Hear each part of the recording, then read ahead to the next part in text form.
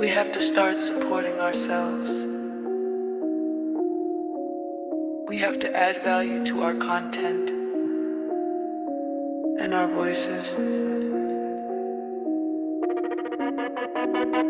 Hey, hey, haters gone, hate supporters done it. Hey, hey, hey, haters gone, hate supporters done it. Hey, support on your own, don't support one of them clones. I'm really one of them ones, I'm really in my they done. Cash app, $sign on box rhyme. Hey, hey, hey, hey, haters gone, hate supporters done it. Hey, hey, hey, hey, haters gone, hate supporters done it. Hey, support on your own, don't support one of them clones. I'm really one of them ones, I'm really in my they dumb. Cash app, $sign on box rhyme.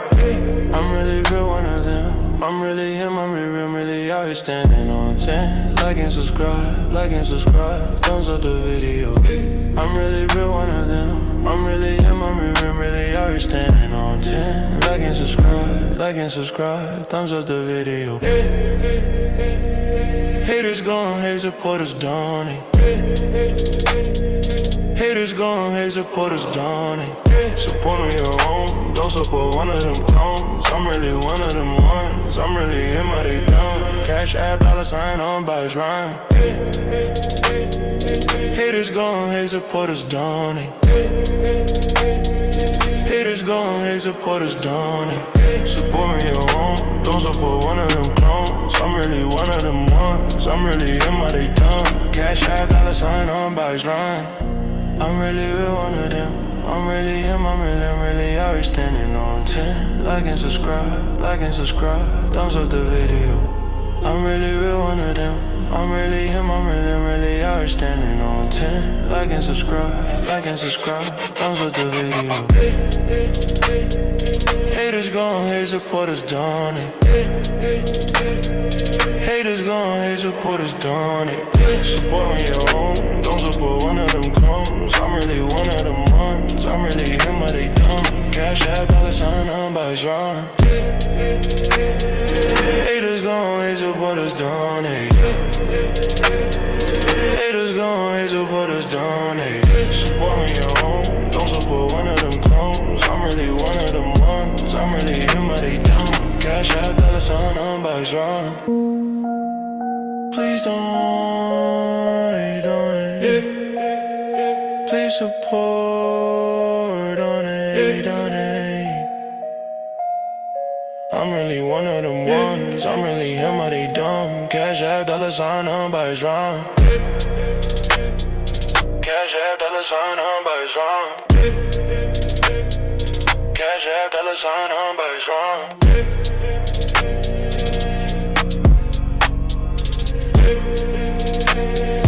I'm really real one of them ones that they dumb. Thumbs up, subscribe, cash app, $sign on box rhyme.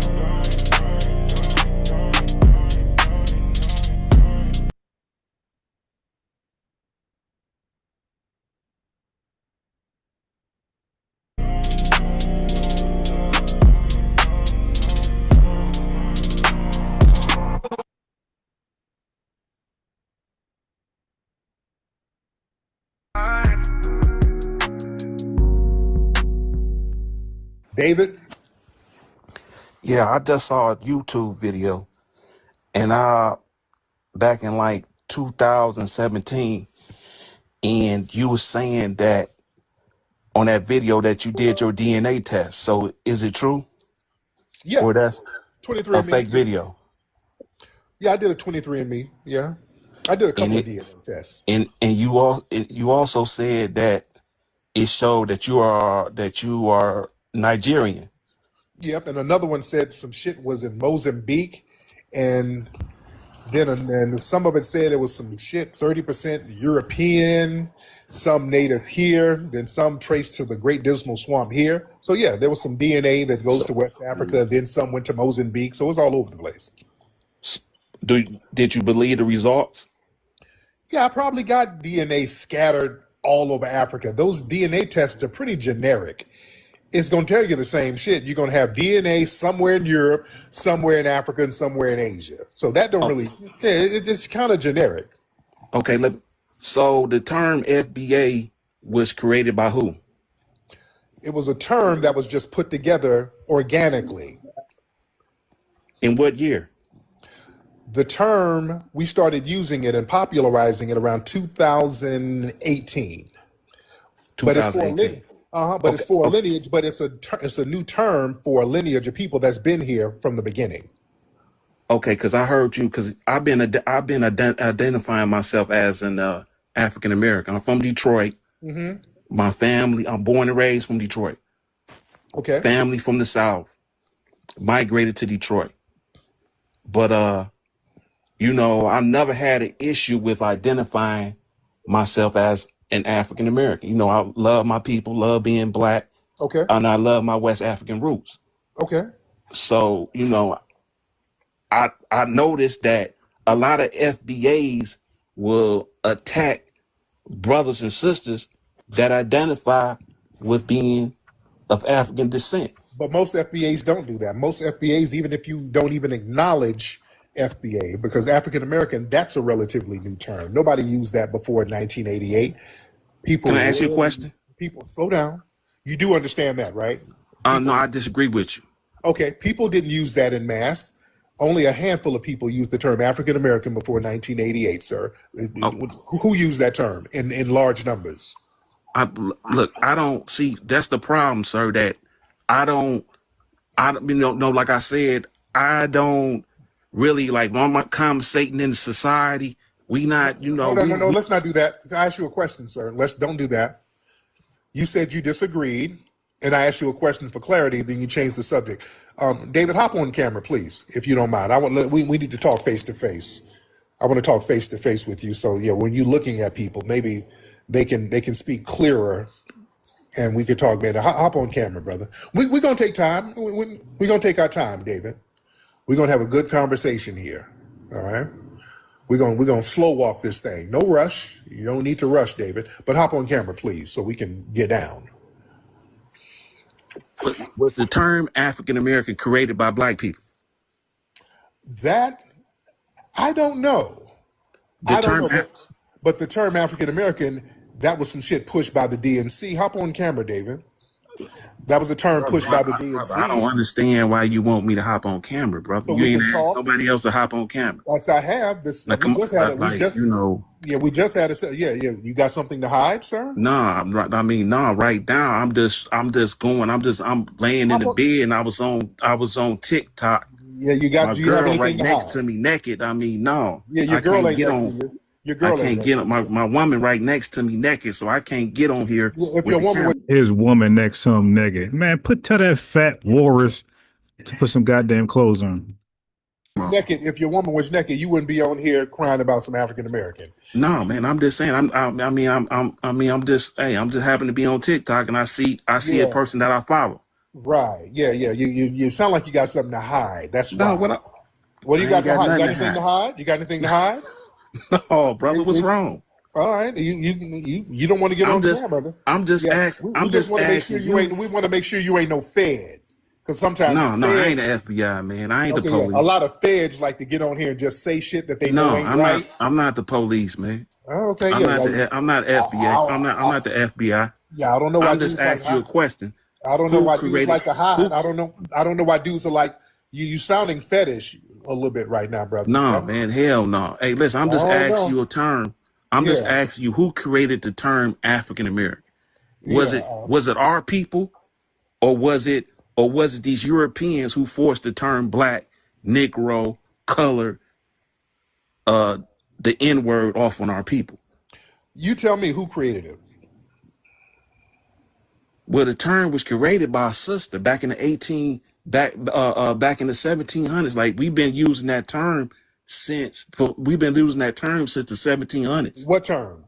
African American. No, we have we. There was it was All in you got one to do is book. do your research. It Don't was take in my one word, brother. book. Man, stop it. Y'all stop telling that Don't lie. take my word. All you got to do is do your research. Okay, I've Like done the black people research. been I've using done that the. term since No, they for over haven't. 3 centuries. No, they That haven't. term didn't start with Jesse. No, they haven't. It was in.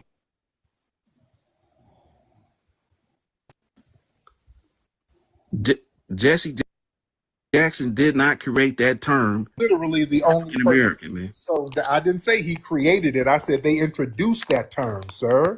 They introduced that term and popularized. Hey, family, they always try to confuse people about the term African American. We never say Jesse Jackson made it up. We say he made it national. He enforced he and a bunch of racist white folks, like you said, DNC, enforced it on us beyond our will. Nobody was calling themselves African American nationally. You had a few handful of people, like Tariq Nasheed said, in the 1800s, who used the term African American for about 30 people. That's it. Okay. So the first time it was nationally forced on us was through Jesse Jackson, the DNC, and other white liberals. That's all he's saying, bro. But they always say, "Oh, he didn't make it up." Yeah, that's not the argument, fool. It. We were not using the term African American as the collective. That's a lie. But the term was created by our people. We were not using that term. We had. Okay, let me contradict him. He said the term was used by our people. Well, FBA is used by our people. So ADOS is used by our people. Descendants of freedmen is used by our people. So I guess you accept all of these terms because they all were created by our people. See? But he'll reject FBA, ADOS, and descendants of freedmen in favor of African American, in spite of all of those terms being created by our people. You know, these guys are too light, man. When they come over here, I always RIP them. Revenue, call in, man. Had cities Sir, that was named African Town, brother. Are you so you telling me that we didn't have cities down in Alabama, black towns that we named African Town? There was a town in Alabama. Hey, that's not the argument. The argument is who popularized the term African American, where it became a national name for FBAs. All right, that was in the 1990s. That's Jesse Jackson. People said it before, and it did not hit. It went nowhere. Okay, they always trying to change the goalposts, man. Always. Alabama called African. It was one in Cincinnati. Those were white people naming those towns Africa Town, sir. Oh my goodness, bro. Yeah. Are you serious? I'm dead serious, sir. You not dead serious, brother, because you didn't even know. There were white people naming those towns that, and they were naming them as a pejorative. You know, they called Black Wall Street Little Africa. That was the name that white people called Black Wall Street. They called it Little Africa. The black people didn't call it that. They called it Black Wall Street. Hey, these Europeans didn't even want us to talk our native language. They was chopping our tongues out of our mouth. They didn't want us to have no connection to Africa, brother. Are you serious? They didn't want us to have no. Wait a minute. Africa didn't want you to have any connections to Africa. They sold you out of Africa. Now, why do they sit here and push African studies and all of that now? They're pushing African studies where? Where's they pushing African studies at? Universities, all over the universities. Hey, Revenue, we're gonna do a reaction together. But anytime you want to comment on what's being said, just say stop the video, and we're gonna do a reaction together. They're the main. Yeah, I first wanted to say that he never brings up my fault. Yeah, I wanted to first say that he never brings up Dr. Claude Anderson trying to establish Africatown in Michigan. Why he never bring that up? Well, why don't you bring it up? Yeah, I mean, you guys lean on Dr. Claude Anderson like you're experts on Dr. Claude Anderson, but never bring up the. Hey, bro, lean on Dr. Claude Anderson. How? Go ahead. Tell us how to. Hey, bro, wait. Before you go, when you say y'all, you know you're including me. Okay. I don't appeal to authority, my guy. I say stuff that Tariq does not even hold on to. I'm like probably the only one right now saying the only black people or found these black Americans. You probably don't get that from nowhere but this channel, bro. So stop saying y'all. Tariq Nasheed calls Caribbeans black. All right, I don't. Right. So I got my own analysis. And you know what I mean? So the whole y'all thing, no. So some things Dr. Claude Anderson says I like, some things I don't like. Some things Tariq says I like, some things I don't like. You see how that works? Right. So the So things I why like, you go never ahead. spoke on Africa Town? What about it? Uh, that was Dr. Claude Anderson idea for a safe haven for African Americans that he wanted to create Right. in. Okay. So but you see that though? You see that though? When he says see, I understand the context, like you say, the nuance. You see what I'm saying? Like, see, bro, this is why AI always cooking you. Because you'll say nuance, nuance, nuance when something don't goes your way. But when it comes to holding me or somebody else accountable to some wordplay, you don't consider nuances. That's why AI be cooking you. It's like, yo, this dude's inconsistent and inconsiderate. I understand when Foundation Black Americans use Africa. I know, like you just said, they're referring to the lineage. So just so you know in the future, bro, I'm not really tripping on what people call us, African Americans, Foundation Black Americans, Descendants of Freemen, because I know there are all Sulans. I know it's all an attempt to identify or label the lineage. That's why this channel, bro, and I'm the only channel who started doing this first, where I just say we're the lineage. The names, that's cool, foundational, Sulan, this Adolf, that's all cool. But the bottom line is they all try to identify the lineage. You dig? So for me, I'm not caught up on fuck call them. So you don't have a All right. problem with African So for Americans? me, I'm not caught up on labels because labels, as you know, like we're men, we know labels can divide.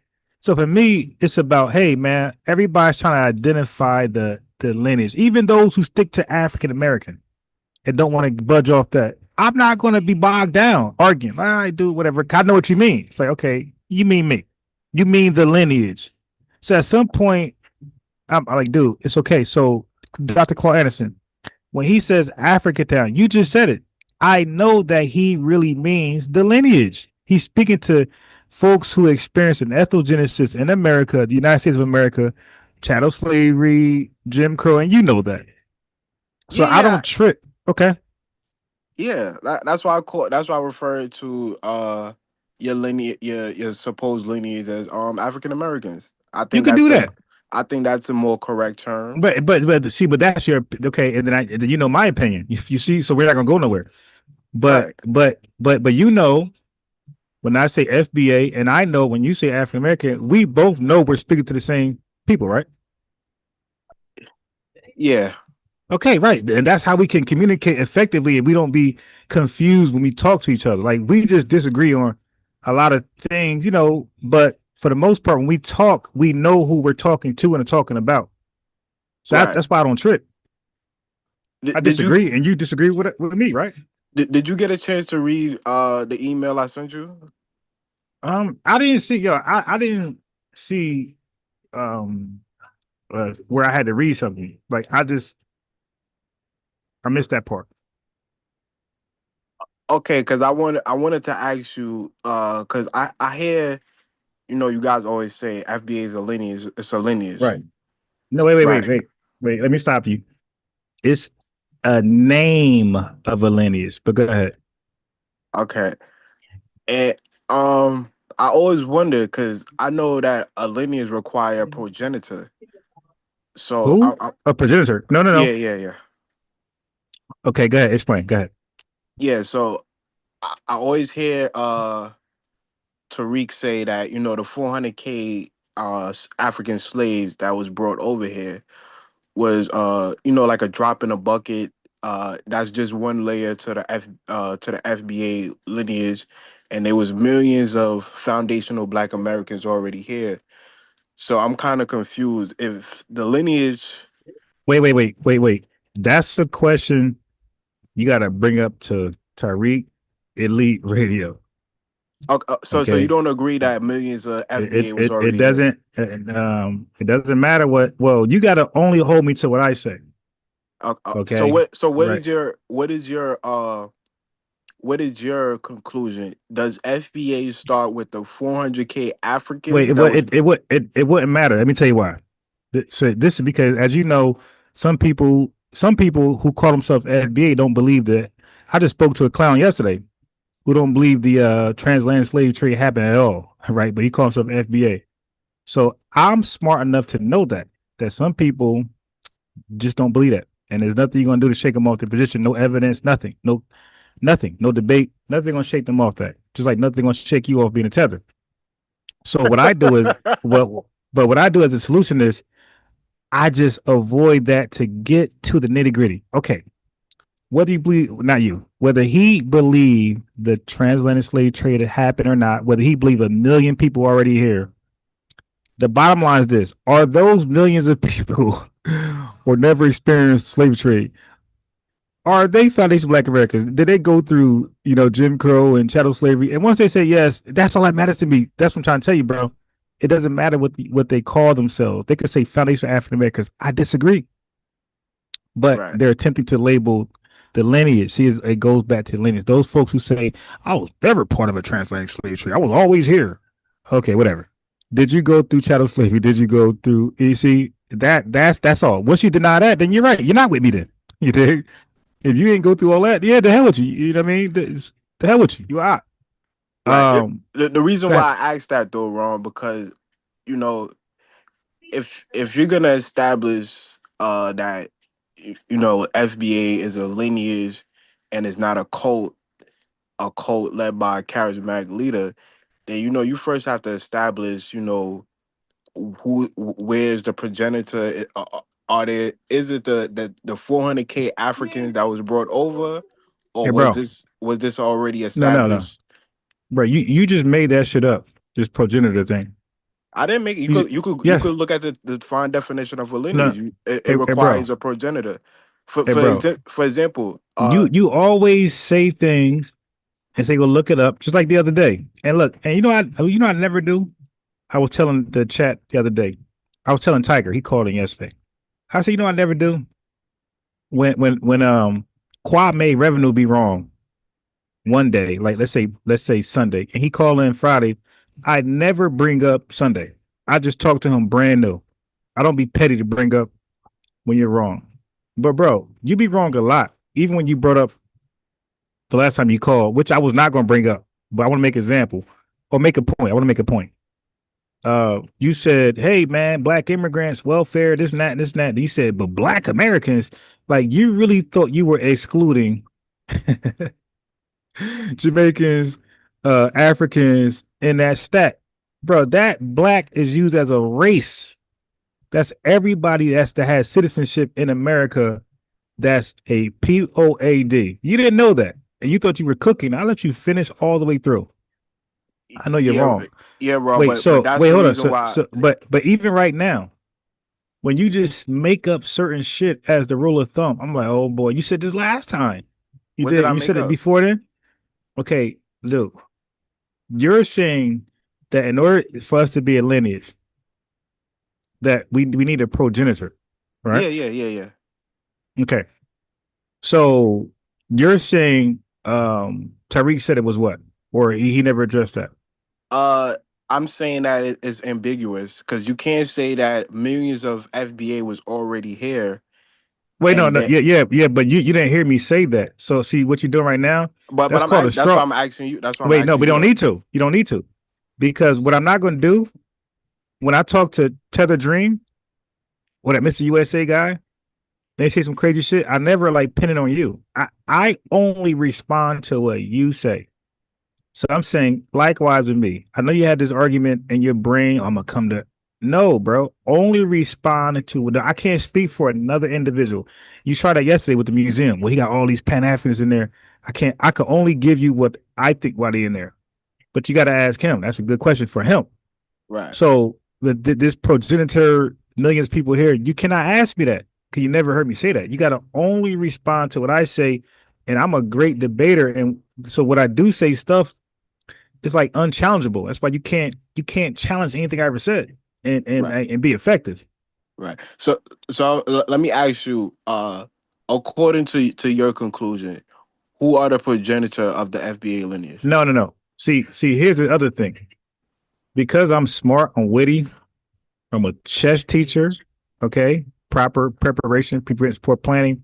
is that I know ops call in and try to get my definition of something that they know other FBAs disagree with to cause infighting. So what I do is I'm clever enough to not even address that stuff publicly. So my channel, I believe my channel was the first channel on YouTube to be all inclusive of the lineage, no matter what they call themselves. Before then, you had spaces with ADOS only, American Descendants of Freedmen only, and FBA only, and they were like kind of like infighting a little bit.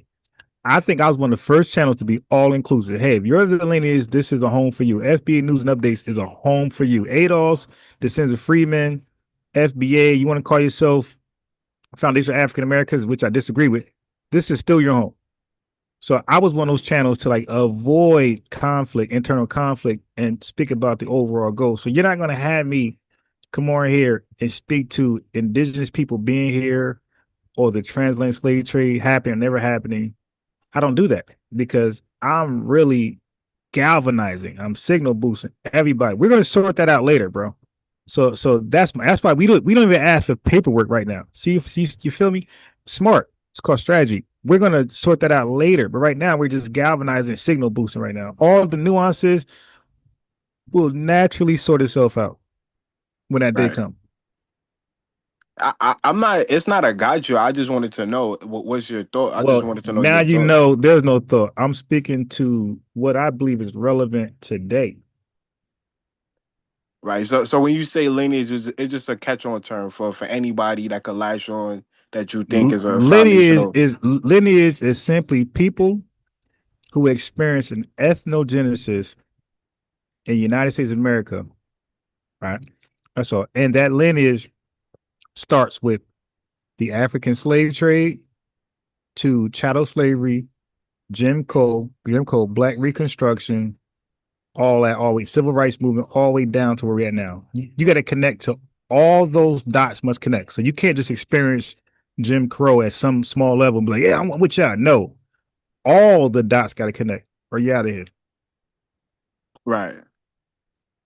Uh, okay. Since you don't want to answer, okay, good. We can I move did on. though. I I mean, did because you actually didn't, but no, I gave an answer. Yeah, that's the answer. you really didn't. You just said we're just You gonna keep wanted it your answer. private. No, all right. Anyway, we're gonna do a live reaction. I'm gonna play this video. Anytime you want to stop it, just say, "Let me speak to that." If not, we're gonna let it run through, and then we're gonna get Tariq response on uh, Professor Agent Coon James Smalls, and then we're gonna do a live I reaction mean, to you that don't too. gotta disrespect that. You could just call. You don't Nah, have to call him out his name because he bro, hold disagreed on. with Tariq's rhetoric. Right, but if I think like, don't people call Tariq a grifter? I mean, some people I never heard Professor James Small call him a grifter. I never said narrow it down to one person, but Professor Small did kind of imply agent on Tariq Nasheed, right? Well, he said the cult is a No, wait, no. I'm talking about Tariq Nasheed name. And we ain't talking about other people. We're talking about him, the man. He did imply he was like kind of an agent, right? I mean, that's your conclusion. He never No, called no, him no. an agent. Not concluding. Now, listen to what I'm saying. He imply. You know, what imply means that means you say enough where the fingers point there. So Yeah, so yeah, yeah. you okay? So you agree that he did imply he didn't say it outright, but he almost said it all right that Tariq is basically an agent. Yes or no? Yeah, yeah. Basically, Okay, COINTELPRO. so okay, Yeah. okay, so cool. So it's not what you said earlier. So if he could come to a conclusion like that, then I could come to a conclusion like that on him. I'm saying Professor Coon, James, Agent Smalls. That's What all. will make him a coon and what will make him an agent? An agent, well, I'm 100% almost fully convinced that he's part of the Russian troll farm. Okay. To troll and cause all type of confusion within Black America, right? FBAs. I'm almost convinced of that. And secondly, what make him a coon What is that evidence? What evidence you have that he's working with? his the evidence is his stance on Africa as opposed to Foundation Black Americans. And I say Foundation Black Americans, I'm not talking about those who just call themselves FB. I'm talking about Black Americans, period. Okay, the ones who don't even recognize, don't even know what FBA is. Like he highly favors and reverences Africa and Africans more than he ever does his own people. Let me give an example. He talked about with the arena coon. He talked about, oh, FBAs, they sell drugs. He said everything you would say and everything Tether revenue, Tether Dream would say. Okay, but he never speaks on, because a lot of people say this. A lot of people, a lot of at least Africans say the diaspora wars go both ways. That's kind of like the overall conclusion on the Africa take. They say it goes both ways. So Ron, are So you wait, saying wait, that? wait, Wait, wait, wait. wait, wait, wait. You got listen. You got to listen where I'm going. I'm saying the average African said the diaspora war goes both ways. So they're adding blame to Black Americans, and they're equally adding blame to Africans. Y'all listen to that part. Okay, and like that's the average conclusion of Africans on the diaspora wars. So for Tethers, for Coon Smalls to basically say it's one way. He said he never talks about Africa, the Akata and the certain views they have on foundation Black America. He never speak to that. He only chastise and demonize what Black Americans say about Africans. So he clearly makes it one way. So that's why I say that's the Asian part, because the average African say at the very least it goes both ways. He's saying it's one way. It's us attacking them. That is a rare view for like the African assessment on the diaspora. So you never heard Professor James Smalls criticize Africans, Hey, according to bro. you? Hey, bro. Okay. Listen, bro. This is where you gotta get smart, at least for tonight. When you talk a lot, like how you hold Tariq Nasheed to everything he says, on average, when he talks about the diaspora, he's lopsidedly blaming foundation Black Americans, like, or chastise or criticizing. He's rarely, and even that entire interview with Arena, he didn't really get on Africans. He didn't touch on Akata. He didn't touch on all those other words they be using. All the hate, disrespect. He didn't nothing. He solely focused on Black Americans, the issues they have with Africans. That's what he solely leaned on. So, bro, so what you're saying doesn't make sense. You know, that's why I'm unbiased. Like I can just keep it real for Right. everybody. But Ron, I mean, if you just type in FBA, I'm quite sure a large majority of the videos is attacking No, so-called okay. tethers So now versus let me help when you you out. type in So Nigerians no, or wait, stop, Jamaicans. Let me help you out. Well, first of all, they don't even call it that. All right. Now attacking. Okay. I don't know your definition of attacking, but when there's something in America called self-defense, and self-defense is not considered attacking. Now, a white supremacist will see a Black man defending himself and will say he's attacking. That's what a white supremacist. That's how they would look at it. But when the whole thing plays out, you can see that, oh no, this is definitely self-defense. He was attacked and he's responding. She was attacked, she's responding. Okay, so like for example, white supremacy attacks foundation Black Americans and we respond. Okay, we didn't go out our way nowhere in American history to start just dragging white people. We responded to scientific racism, bro, and all the lies that was incorporated in that. Now, Black people, they are responding to preconceived thoughts about them being inferior or lack thereof or a thug from Africans prior coming to the country. Yes or no? No, I don't hear Okay, cool. All right, Africans. stop. You don't hear it? Good. Stop right here. Let's hear And it. it started Wait, with no. Hey, dude, you said it. Okay, stop. You say you don't hear it. So wait for the evidence. All right, this is court right now. Wait for the evidence. You say you don't hear it. Let's get it. Let's get it. And we're going to speak to this. Then I got to play the video because I can't hold off the video too much long. People calling here the video. Now, you just said you don't hear Africans doing that. Cool. So we're going to hear it. I want you to respond. All right. Let's start right around. I mean, you cut me off mid-sentence, but go ahead. Man, bro, come on, man. You just long-winded. I literally said 4 words and you just cut me off. I I got you. was I got you though. I got you. Well, you can say it right before I play the video. You can say it now. Where are you gonna say? Because you said what yeah, you said. You're trying to flip it now.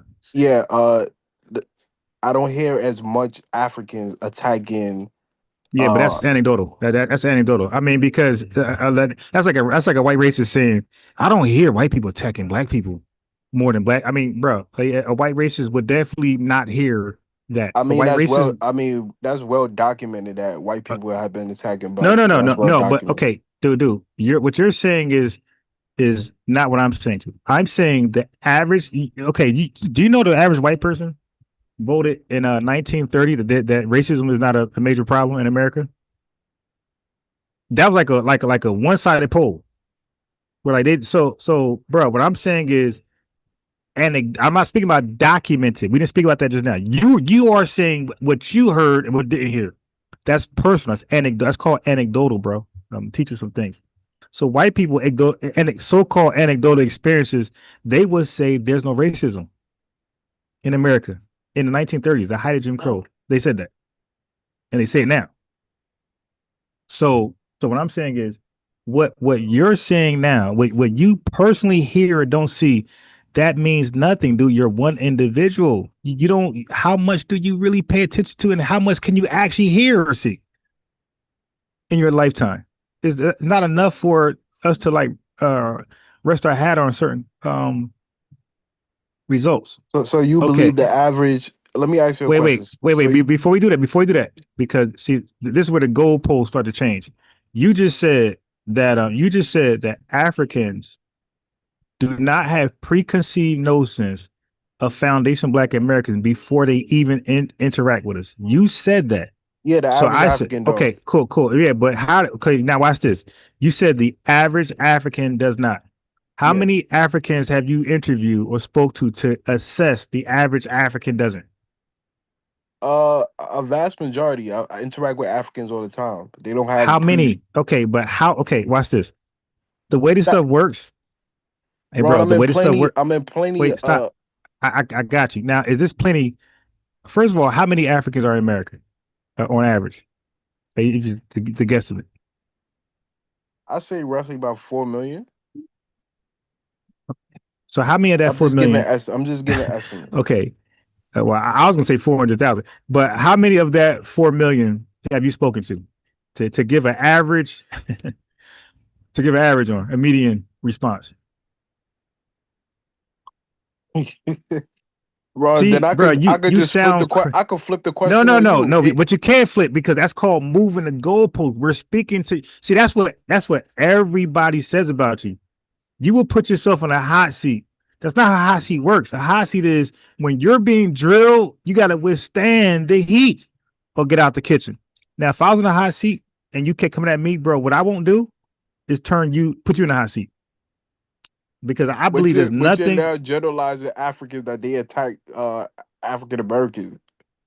That's what you're doing. You're saying that they have preconceived Okay, notion. so I'm trying to stop him Are from doing it. you He just did it, are dude. you Dude, no, wait. You just did it. You just said that the average African you spoke to, and you must have spoke to 4 million because you said when you say average, you know the average comes from the sum total, right? You do math, you average out the sum total. So you spoke to 4 million Africans, and you was able to average out that the majority of them don't do that. And what I never said when I spoke to 4 million, I was gonna say 400,000 Africans. I was not gonna say 4 million. But what I was so not you gonna spoke to say, 400,000 yeah, Africans yeah. that have a Okay, no, no, preconceived no, no, notion. no, no, no, no. I did not do that. I did not do that. I asked you. You said 4 million. I said I was gonna say 400,000 to your number, to your average. I never gave you an average. I was gonna say, hey man, my question to you was simple. Do Africans come over here with preconceived notions about how we're inferior to them or we're dumb, we're thugged out? And you said no, the average African don't do that. So we were always talking about you. So I said, okay, I'm gonna pull up some clips where Africans giving that don't know each other. These are random Africans on podcasts speaking about their upbringing with their family and don't forget, they're born here. They're first gen. Their parents are not. They're from Africa. They never met us yet, bro. They're coming to the country for the first time, and they're already believing this. They didn't experience us and didn't believe it. They never experienced. They had no contact with us. They're coming here with the thought from Africa. So their belief about us originates in Africa, not America. They didn't get robbed first. They didn't get beat over the head. You dig? Tyrone ain't steal their car just yet. All right. So I'm gonna stop right there and let's view it.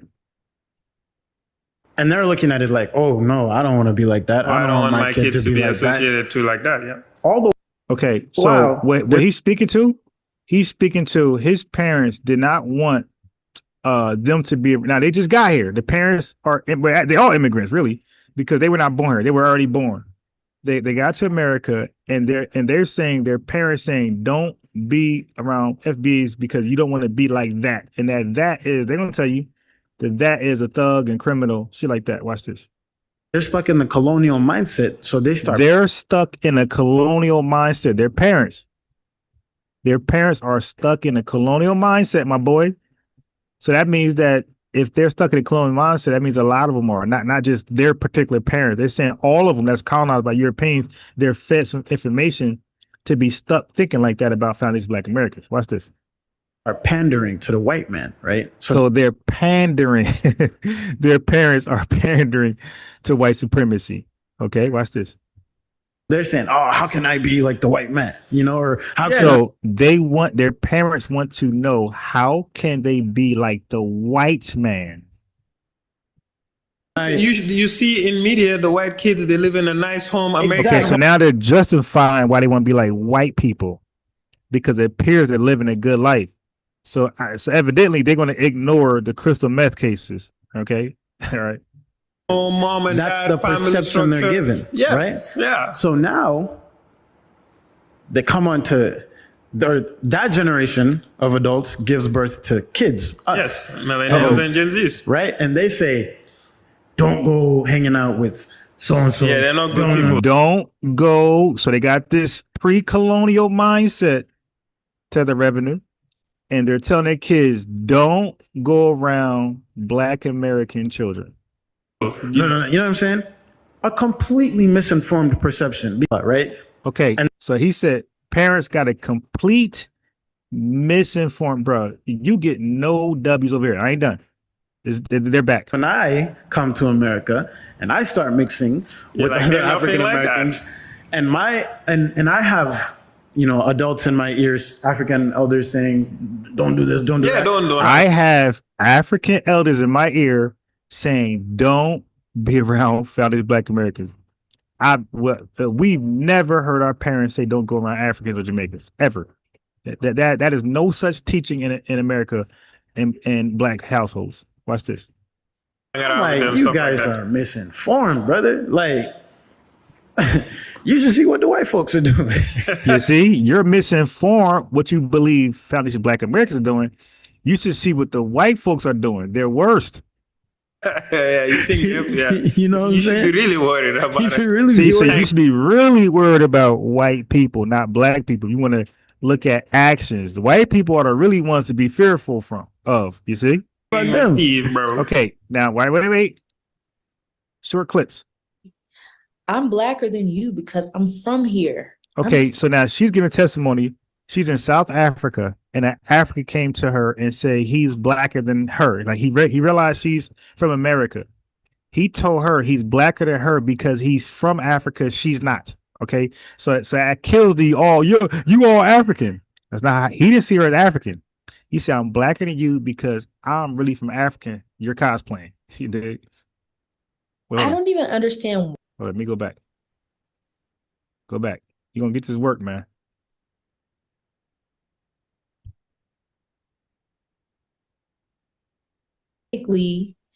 I'm blacker than you because I'm from here. I'm from here. So you don't even need to get that mad. And when I tell you, when I tell you I think I was just like super speechless at such a response, right? Mhm. Because I think for me, what I've experienced a lot of the time, and maybe even other Black Americans, is like, African, it might be an African person who's telling me, and I know African is very broad, it's not a specific country, but this could be anyone from any country on the continent.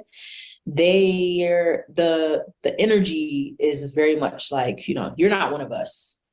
Okay, now this is a Pan-Africanist woman in Africa telling you that when she's amongst the real Africans, the energy is consistent. You're not one of us. So some could take that as like, you're African, right? Some also could take that as like, what level of Blackness are we, right? There's a hierarchy. And so, but of course, no no African person has ever said to me, I'm Blacker than you. Basically, okay, let's keep going. It's a Pan-Africanist, by the way. And I'm talking to one of the consultants. She's a young So now this is a different African from a different country. Watch this. I don't think that she's colored, but she is South African. And I moved here in like September 2019. Oh, they both South African. So all I could talk about was in December, I'm going to Ghana. This year is the year of return. I'm going to Ghana, 2019 year. So she's telling the South African, follow the conversation, my boy. She's telling a South African woman that she's going to Ghana. Okay, so she's in South Africa, telling the South African woman she's going to Ghana. Turn, and I mean, I was telling everybody, right? Mm-hmm. Do you know I'm getting coffee with this? I'm getting coffee with this girl, honey, and I'm like, yeah, girl. She's asking me like, what are you doing for Christmas and New Year's? Because it's a huge festive season in South Africa as well, the entire month of December. Mm-hmm. So I'm like, I'll be gone for like the last 2 weeks of the month. I'm going to Ghana for year of return. I'm going to be in Accra. I'm going to do Afro-Cella. Now, by the way, Revenue, the lady on the right she's actually African. Look how uncomfortable she is hearing these stories because they're both Pan-Africanists, and she's gonna lie like you, but FBA gonna be real like me. So she's saying like, nah, that shit ain't sweet in Africa. Like, nah, they really don't see us as one of them. There ain't no Pan-Africanist talk over there. You're saying it now in America, but in your homeland, that ain't how y'all feel.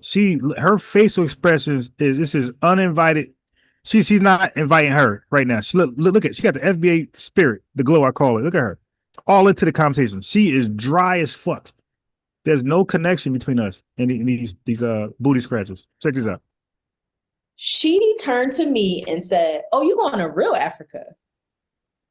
So the South African consider Ghana real Africa. But oh shit, you going to Ghana? You going to the real Africa? That's how separate they see themselves. Watch this. That's how I kind of in the ghetto. Hold on. I find myself having similar conversations. Now, keep in mind, this woman is from Africa. She's speaking to her Revenue. I want you to stay on the line. She's speaking about her relatives who are in Africa, not America, my boy. Listen. With, family or just people, in different like African communities here in the US, like you still do hear negative things about, like, let's say African Americans. So these are Africans saying negative things about Foundation Black Americans. Why? Why would that be? What did we do to them?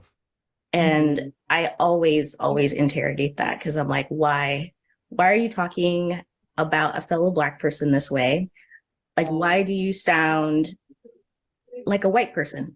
Why, Africans, my family, do you sound like white supremacists towards FBAs? Go on. Like, why are you saying the same things? I don't really know. You sound like a white person. It's like, whoa, what? Mm-hmm. Because if you have the same talking points and the same stereotypes as like white people do. You got the same talking points, relatives, and views of FBAs as white supremacists do.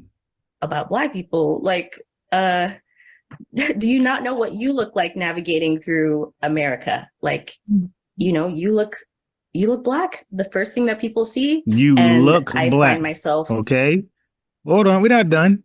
This is a cook session. When I was younger, I would be like, yo, they just so mean. Like, I can't have my American. Now, by the way, she's talking about her parents, bro. She said when she was young, she felt like her parents are so mean. I cannot have my American friends. She's talking about Black American friends. Right.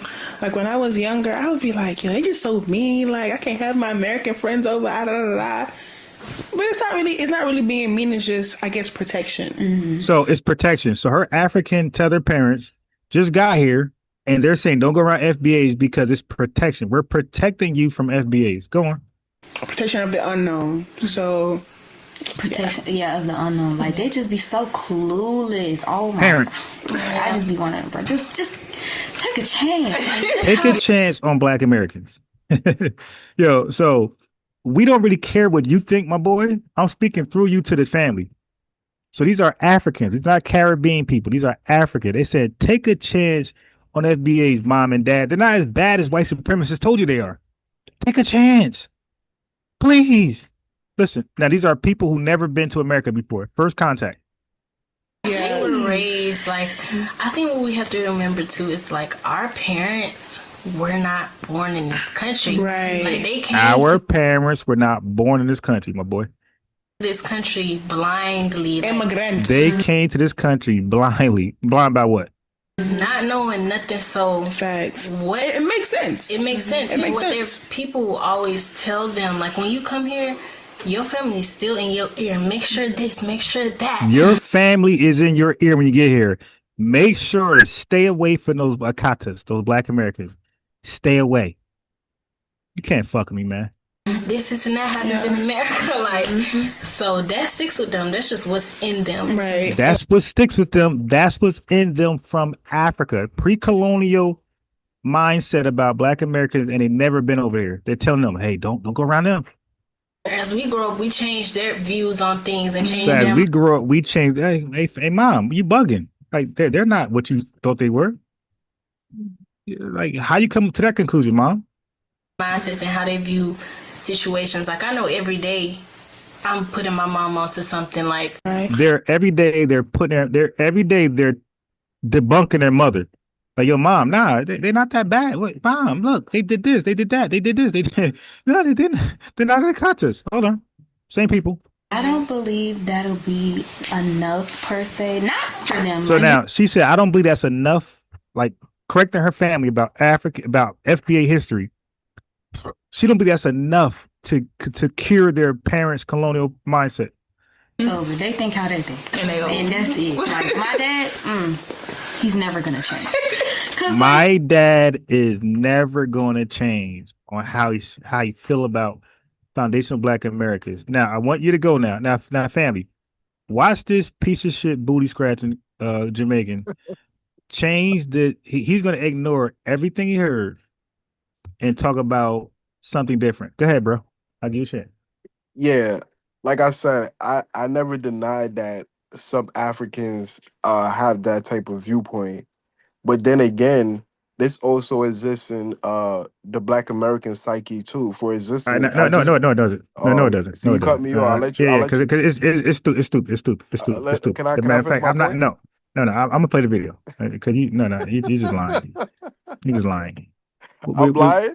Yeah, you just lying. I just put a video in the back chat. Yeah, I know. PBS. Nobody gonna watch that. It's a documentary for PBS. I got it.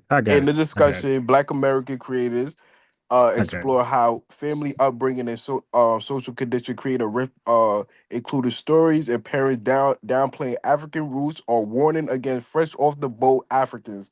Also, I'm gonna quote Frederick Douglass directly. The true destiny of the colored people in America is not to become amalgamated with the African race of Africa. The native land of the American Negro is America. He is not an African now. He is not a savage now, but has been made so by slavery. The African is a savage in his native state and remains so until brought under the influence of Christianity and civilization. So this is not a nuance. Wait. Wait. Hold on. So is that false? That Africans are savages? Right. So yes, okay. So is savage selling your own people? No. Is that savage? Okay, so that's not savage. That's normal. No, that's dealing with wait, bro. I'm asking. No, bro. Commerce. Yeah. All right. You know what? Have a good night on that right there. You want? Yeah, all right, dude. I'm good with you, man. I'm good with you tonight. Have a good night. That dude said, that's commerce. Selling your own people to white people is commerce. All right, dude. Have a good night. The white people. They were the ones who helped introduce that term that we use, African American. No, they didn't, man. That term was that. You just said that you didn't know who created that term. Yeah, come on, Tariq. Selling your own people to white people is commerce. They pushed that. They were the ones who put it on all the documents. Black people didn't get together and say, hey, let's call ourselves African American, sir. That was something from the DNC. They pushed that out there with Jesse Jackson and the Congressional Black Caucus. They literally threw that on us, sir. So what you talking about? Hey man, to each his own. To each his own. Man. If you say they forced that term on us, then who is forcing this term FBA on? We didn't. Who's forcing what? Who's forcing this term FBA? It's not. And that's Who benefits off that label FBA? If I go out here and make a bunch of shirts that say FBA, Foundational Black Americans, who benefit off of that? What do you think I do? Man, yeah, you do. How? All they got to do is look it up. How? All they have to do is look it up. How? No, you explain. All they have to do is look it up. Okay, look up what? That's all they got to do. Look up what? You're being vague. Do you have copyrights to the term FBA? I got a trademark. I got a trademark.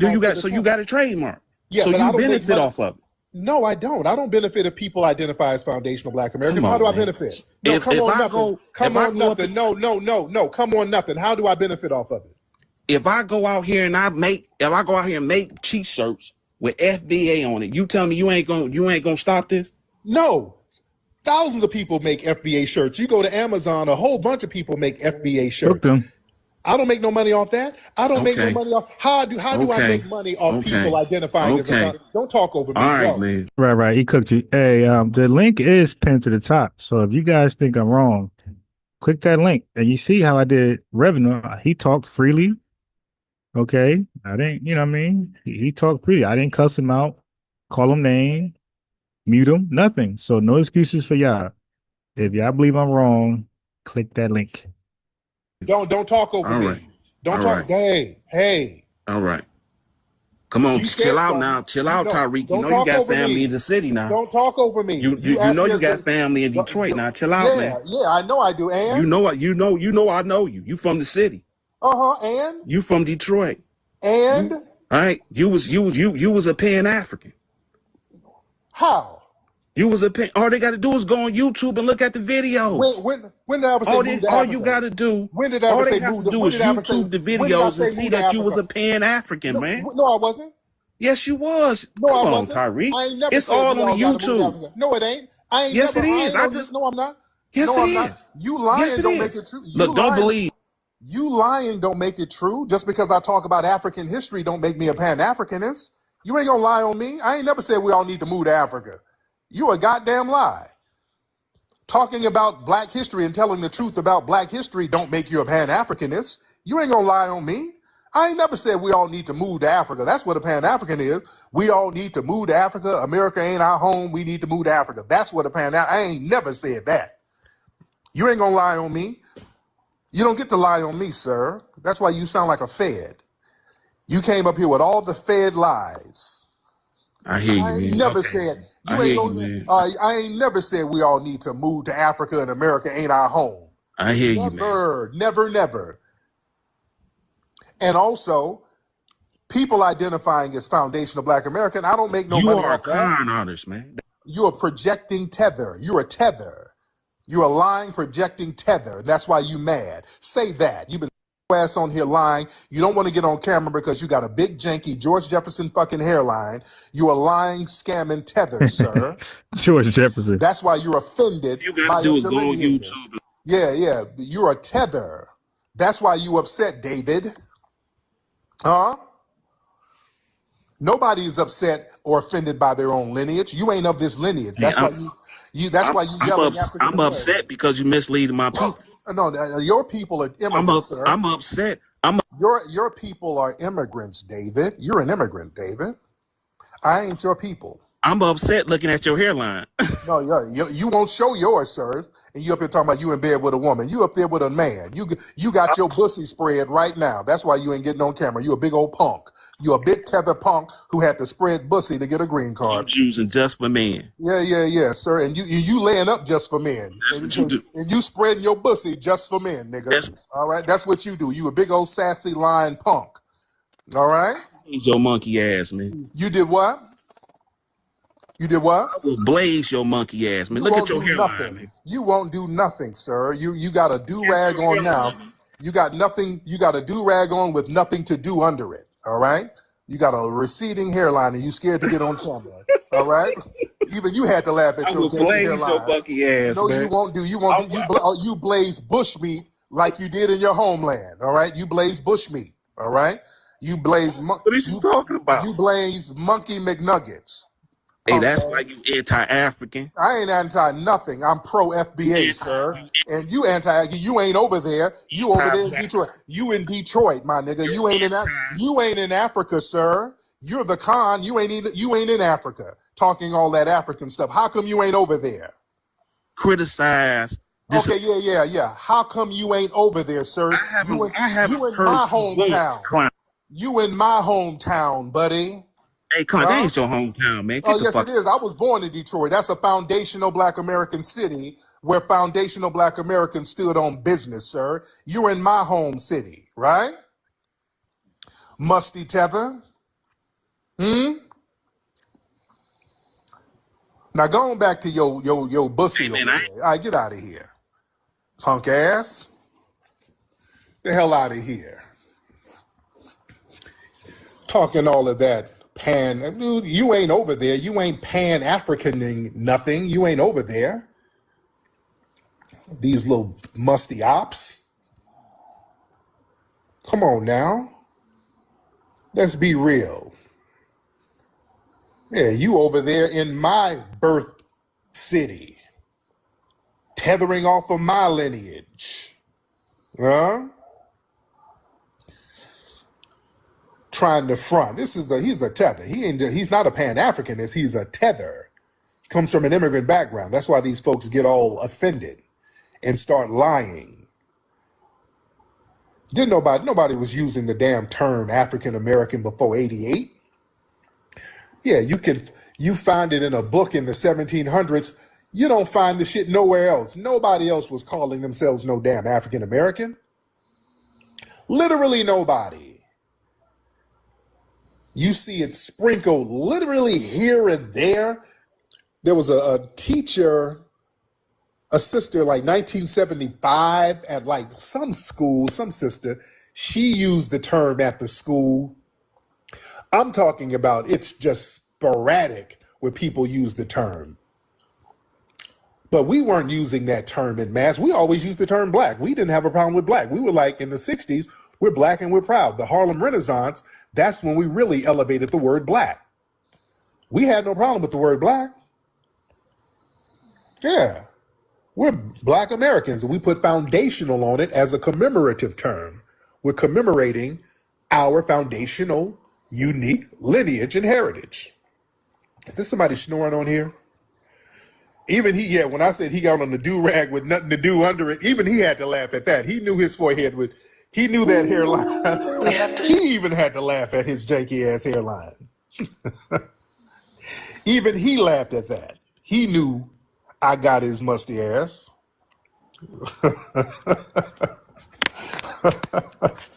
He had to laugh at that. All right. That was funny. Who is this snoring in here? All right. I'm getting some of these folks up out of here. All right. And by the way, anybody that disagrees, call in. You see, I gave Revenue a fair shot, so there's no excuses not to call in if you disagree. Man. Yeah, but yeah, we had no problem with Black. Look up those interviews with Michael Jackson. They try to call him an African American. Michael Jackson's like, I'm a Black American. Service. I am Animals Black. I am a Michael Jackson always said he was a Black American. We had no problem with Black. I appreciate you, man. Thank you. We had no problem with it. Like, and hit the notification And don't bell. let these tethers lie. Like, if they use the term FBA, I'm going to get something out of it. No, I'm not. Trademarks don't work like that.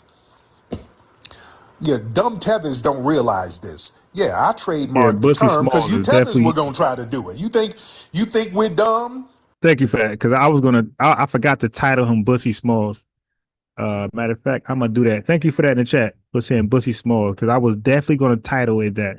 So I'm a in about 1 minute, everybody refresh your channel so you can see the new title. It will be Bussy Smalls in there. No, tethers, we beat you to the punch and y'all hate it. Oh, tethers, you ain't slick. You know, y'all not about y'all thought y'all were gonna circle around and trademark it and then degrade it and bastardize it. No, we beat you to the punch and you mad. We were 40 steps ahead of you. Yeah, you can't trademark it and then misuse the term. Just like y'all did with Juneteenth. Well, the white people did that. Yeah, they got Juneteenth trademarked it and they mixed Juneteenth with a whole bunch of LGBT stuff. Oh yeah, y'all mad because y'all didn't Got him. sneak around and backdoor your way into trying to trademark it so that you can do something janky. Yeah, we beat you to it. We stop you. Yeah, we stop your little finesse. Yeah, that happened. That's what you mad at. Yeah, trademarking something, that all that does is protect it from misuse. That's literally what trademarking does.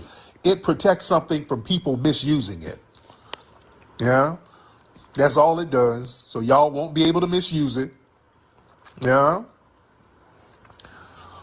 Yeah, we're stopping you from misusing our brand, just like they did with Essence. They tried to jolt off Essence. You see, you let the tethers get a hold of it, and then they start flipping it, bastardizing it, and then making it something else. No, we ain't letting you do that. Yo, y'all got a real bad habit of doing that. Yeah, we stop you from doing that.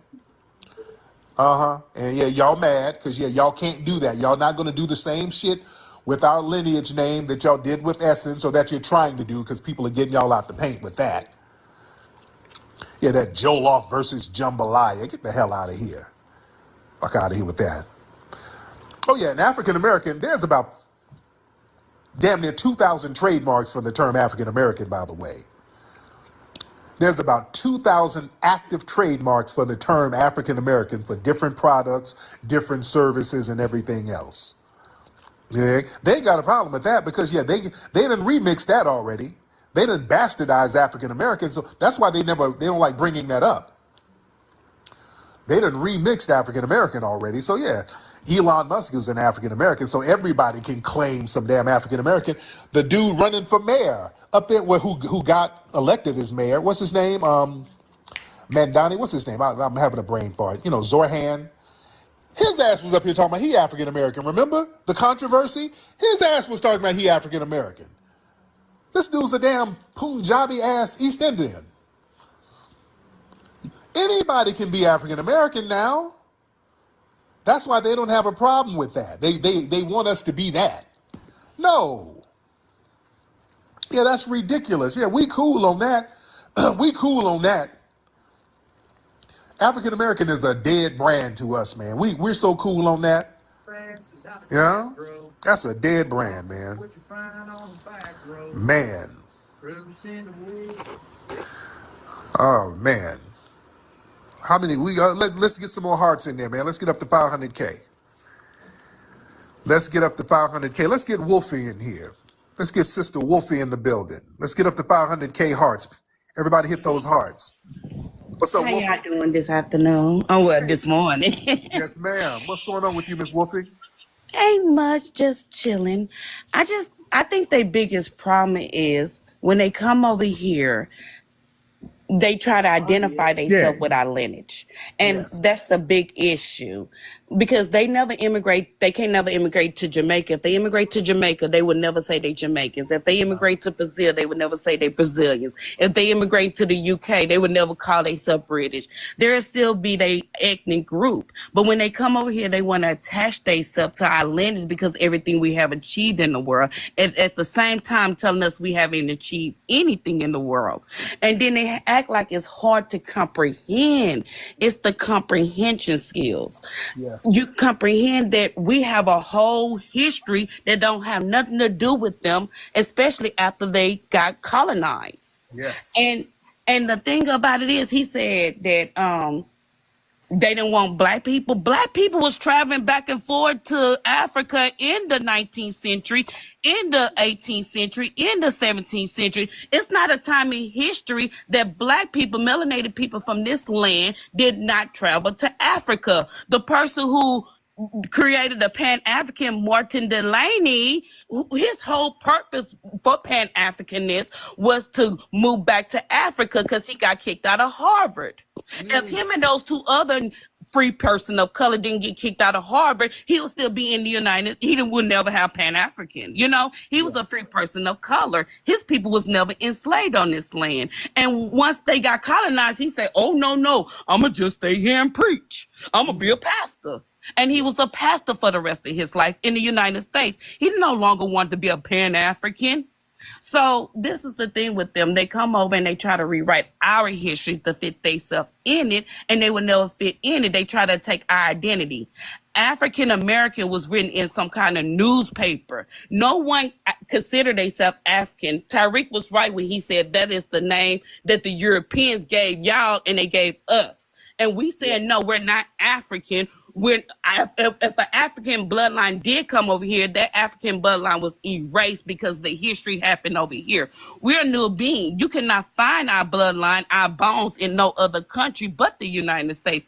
It's no other human beings with our make but in the United States. And I think that's what they mad about, because they cannot be us and we're not trying to be them. We respectfully want our own history to be protected on this land. We're not immigrants. They have a big problem understanding that too. 1776 happened for a reason. It's independence. We was there fighting. The Buffalo Soldiers was there fighting in the 1866. Now, one of their bloodline was over here fighting. They immigrated for the resources that we fought for. And they still not over here fighting. They docile. They're not even fighting for their own country because there'll be treason over here. So when they get up here, they just mad because we're saying we're not the same group of people and we're like to be respected. If you could immigrate to Australia and you still be Nigerian, you need to immigrate to the United States and still be Nigerian. You're not African American. I'm 43 and I have never considered myself African American. They never taught us anything about African American when I was graduating in school, and I graduated in 2000. So the African American is a very new term. I was actually working for the Black American Museum at Texas Southern University when they started renaming everything African. That is paper genocide, They have changed every word from Negro to African, and it's not acceptable because when y'all come over, your first and second generation don't even know the history of being from that lineage. They don't have none of our blood. They thinking that they're African American, and they're not. That term was to Africanize Black Americans. And look, 25 years later, after it shows on the census, everybody's trying to say we're African. We're not African. If you're not African, you're first generation. You're an immigrant and we're not. It is so different. We don't even have the same history and lineage, and yet they want to paint it like we're all the same. We're not all the same. The problem is y'all want to be us, and we saying, no, you cannot be us. We're a protected class over here. And for its trademark, they mad because they want to be like the Europeans. Just like you have that one person from Ghana, that dude from Ghana talking about this is the Ceylon flag and it's the Black American Heritage flag. They don't take the time to educate themselves on history, but they want to attach themselves to our history, not because of the people. It's because they need the money. It's all because of money. There it is. Wolfie, the legendary Wolfie. Respect to her. Respect to that beloved sister right there. Man. It is heavy out here, man. It is heavy. Man, people, this delineation is whooping on people, man. It's whooping on people heavy. And it's hard for them to cope because now the leeching is stopping. It's not easy for people to just pull up on us and start leeching. Now we're gatekeeping. We're making people show respect. Family, don't let these people try to shame you with divisive talk. Don't let them shame you with that. Family, foundational black, it ain't our damn job to let people just leech off of us and drain us of everything and then disrespect us and disregard us at the end of it. You drain everything from us. You absorb all of the culture, all of the civil rights struggles you benefit from, and then turn around and tell us we ain't got no culture because we done sat here and pawned it off on everybody else. No, we're not doing that. We're not doing that, and it's not our job to allow that. That's why all that unity, man, FBA, that sound is divisive. How is acknowledging our lineage divisive? That's why they can never articulate it. Whenever they say that, notice they can never articulate exactly what the hell you're talking about. That divisive unity. Okay, how is me acknowledging my lineage divisive? If you cool, you cool. I ain't got a problem with you. But my lineage is my lineage. I'm not about to sit here and pretend to be some damn generic African. I'm not about to sit here and pretend that I'm from some shit that don't even exist no more. Let's be real. We haven't been in Africa. A part of our family ain't been there for centuries. None of those nation states exist no more. We don't have to sit here and pretend to be from a damn non-existent nation state. We're the only people who are forced to do that shit. Irish people aren't forced to identify with some non-existent Celtic tribe in Ireland. They try to force us to identify with a non-existent faded group or nation state that literally no longer exists. Yeah? They want us to do some ridiculous shit. We gotta go into some prehistoric shit in order to identify with. No, we don't. We don't have to do that. We ain't gotta go dig up a caveman in Ghana or some shit. No, we don't have to do that. We're told we gotta trace some shit back 1,000. No, we ain't gotta do that.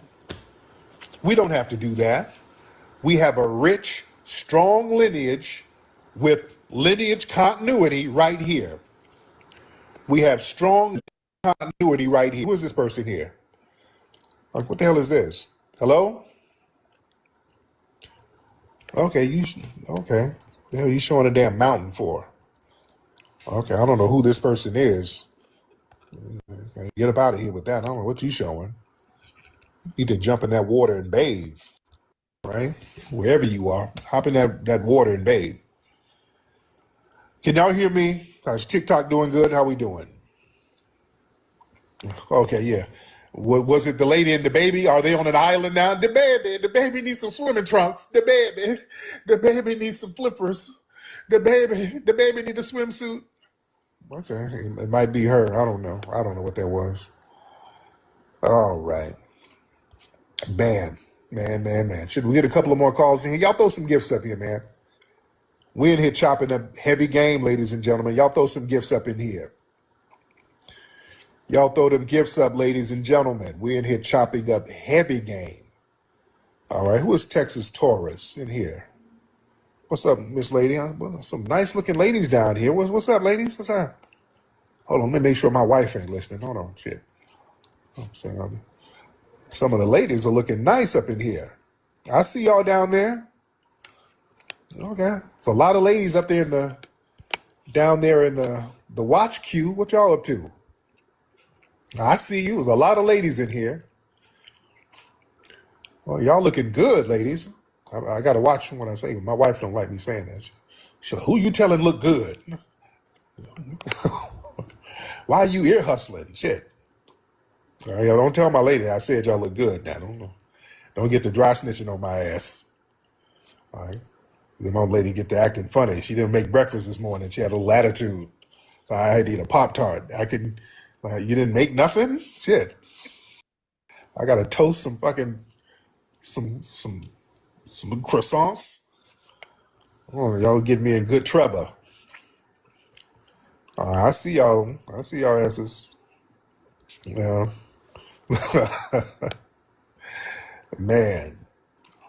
All right. Should we get a couple of more people in here? Because I don't want to hold y'all too long. We've been in here deep. Let's get Melincho. Let's get Melincho Beauty in the building. All right, Malin Show Beauty in the building. Yo. What's up, Malin Show? Nigga, how do I turn on the camera, bro? How do I do that? Okay, well, So I sir. can get on camera Yes, and school you, bro. The ex-Pan-African CIA agent. Oh, that's misleading black people and the diaspora all over the world. You're a joke. You're a clown. Oh, projecting musty tether. Yeah, you can't get on camera because your phone is janky, sir. You got an iPhone 1 and you know it ain't got a camera on it. That's why you can't get on camera, sir.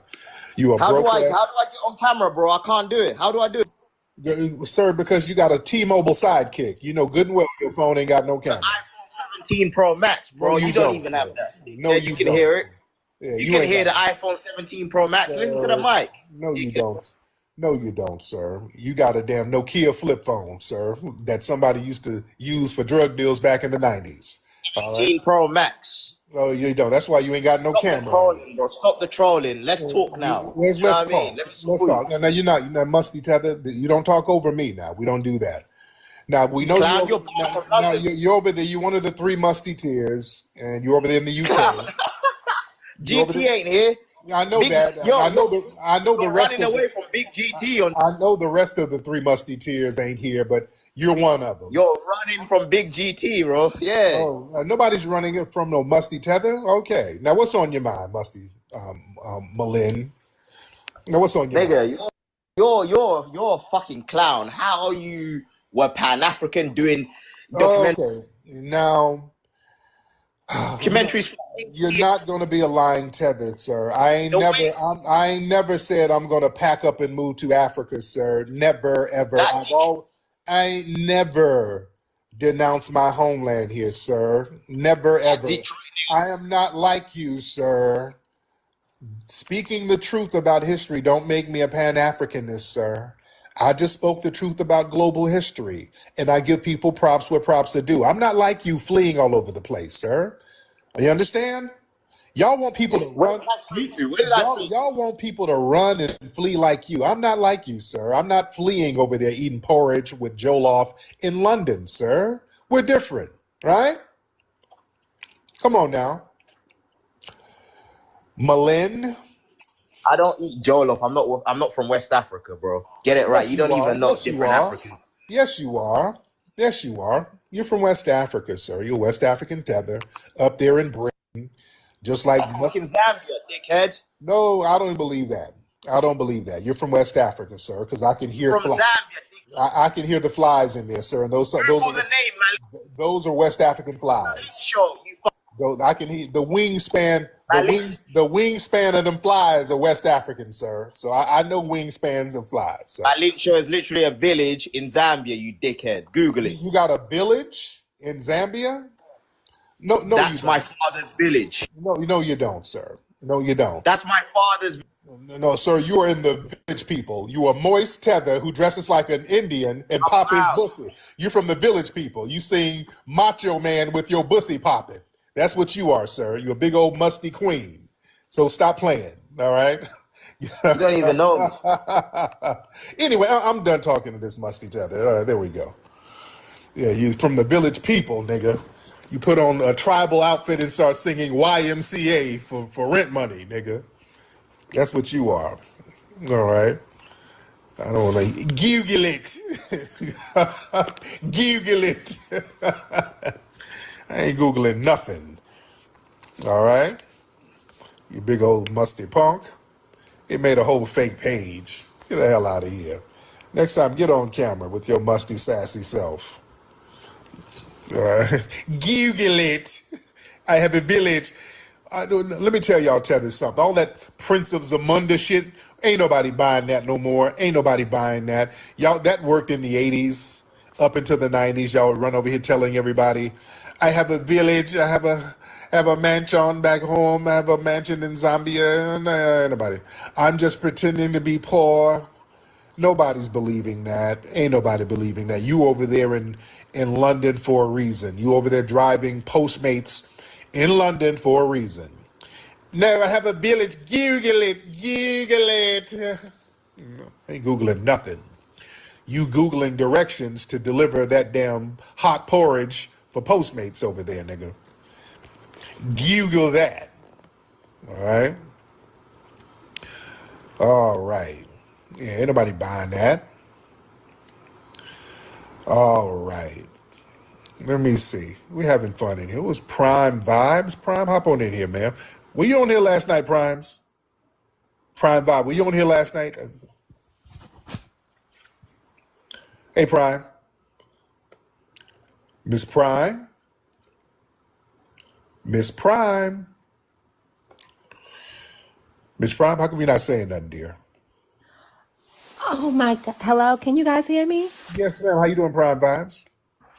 I am doing well. Oh my goodness. I was in here falling asleep and I always listen to you late at night. I'm so sorry. I accidentally joined. Well, you here now. You here now. How you? What's up with you? Who in the bed with you? I'm doing well by myself. My son just walked in. He just came in. Hey, Oh, what I'm you doing? sorry. Oh, that's okay. Close the door, Bryce. I listen. How old is the son? He's 21. God damn. Okay. The hell?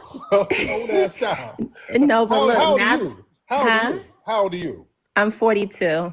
Oh, yeah, we got to see what you look like now. Hop on camera. No, I can't. I'm laying in bed. I got my damn bonnet on. But listen, while I'm here, I just want to tell you, Tariq, that I love your work. You are so funny. Late at night when I can't sleep, I always chime in and listen to you. Yeah. And I'll be in the bed just rubbing my feet together, cracking the hell up. Now, do you look like this? Like your picture? Request me. Okay, hold on. No, let's get this is what you going on. All right, let's do an invite. Let's hop on. Let's see what's happening real quick. No, I can't hop on right now. I'll hop on another time, but follow me. Okay, I'm trying. Let me see. You look young. We trying to see if you look like. Hold on, I'm gonna follow you. You might be using filters. Oh, listen, Tariq, keep doing what you're doing, okay? You got a supporter over here. I gotta go. Okay, but what city you in, by the way, dear? I'm in Texas right now, but I'm originally from New York. Okay, cool. There you go. Thank you so much. We got to get you on camera tomorrow. All right, we're gonna get you on camera. She look good in the picture. She look young. All right. All right. Okay. So y'all, these women, y'all be. You think they're one age and you don't know how old they are until their kids show up. You ever seen these women who be looking young and they be having old kids? Like, damn. Like, what the hell? You see that? Yeah, she's like 21. You got a grown ass man up in there. What are you walking up in bedrooms for? Come on now, you could have had somebody laying up there with you. Your son shouldn't be walking up in bedrooms like that. Yeah. Yeah, I see a lot of that. These sisters in their 40s and 50s. You don't know that. You don't know until you meet their kids. And sometimes I've seen women with the kids looking older than them. Like shit. I'm like, hey man, what's happening? Hello, I didn't know you knew Morgan Freeman. Oh no, that's my son. That's my oldest. Oh shit. Okay. Why your son look like Morgan Freeman? How old are you? Shit. The hell? God damn. The hell? I've seen women whose children look older than them. Like, damn. So yeah, it's some different stuff going on out here. That's why I ain't single, because y'all got to deal with some of these undercover seniors out here. So some of these women out here, you got surgeries, you got different surgeries that wasn't popping back in the day. You got Botox and you got tummy tucks and BBLs, and now women are getting, back in the day, the women had them old Oprah Winfrey ass feet when they got a certain age. Now you get your feet done now. Yeah, you can get your feet done. You get your bunions removed and shit. It's a whole different vibe.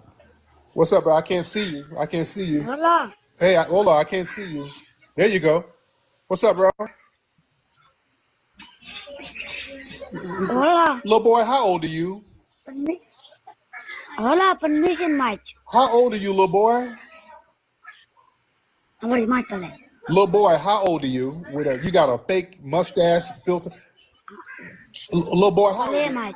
Boy, how old are you? You keep starting. No, we don't.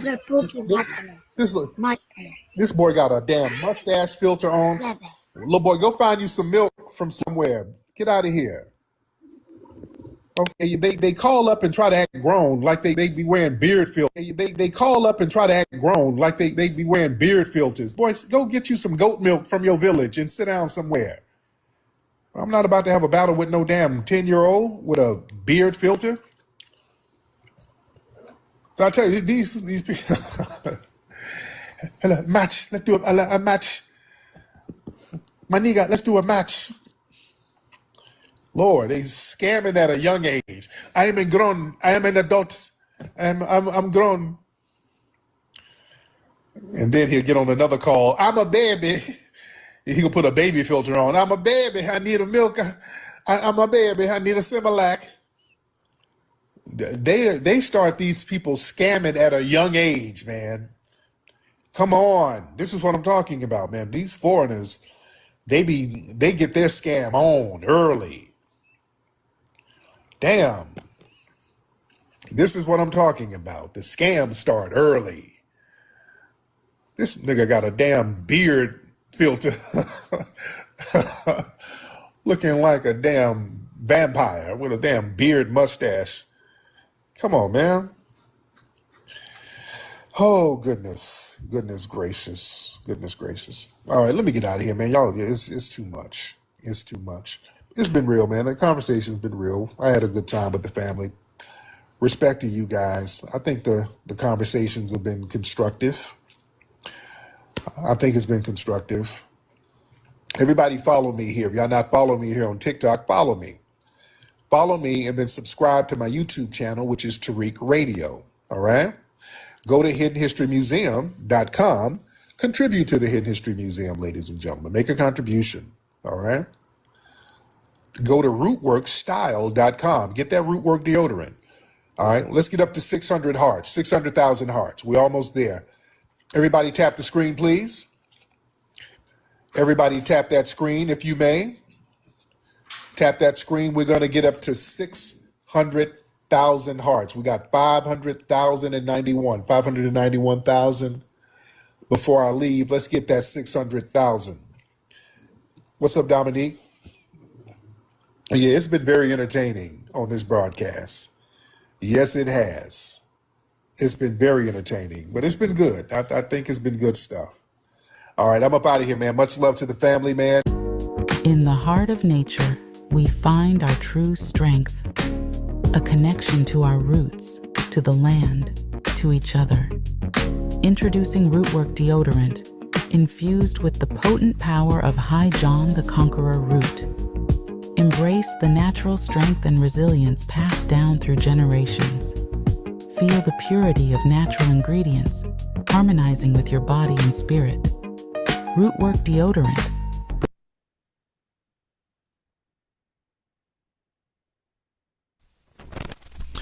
Professor Small made a statement about going to Africa. He even talked about his kinfolk. Maybe one day when they retire, maybe they'll go to Africa. Maybe they'll move to Ghana. Everybody keeps talking about Ghana like it's the hot spot, like it's the Miami hot spot. And here's the issue that I have. Professor Small and anyone else who would like to take that position, I have a question about this this paradise, this promised land they keep talking about in Ghana. I've been covering this now going on 2 decades. And we all have seen folk who went there and nobody's got a good story to tell. But if he wants to claim that things have turned out so great, I have a question, Professor Small. If you want to claim that we have not treated them outrageously better across the board than they've treated us, then I want to ask a question. Show me one descendant of American slaves who has moved over to Ghana, to South Africa, to Ethiopia, to Kenya, and gotten on TV there and said, "You're all lazy." What?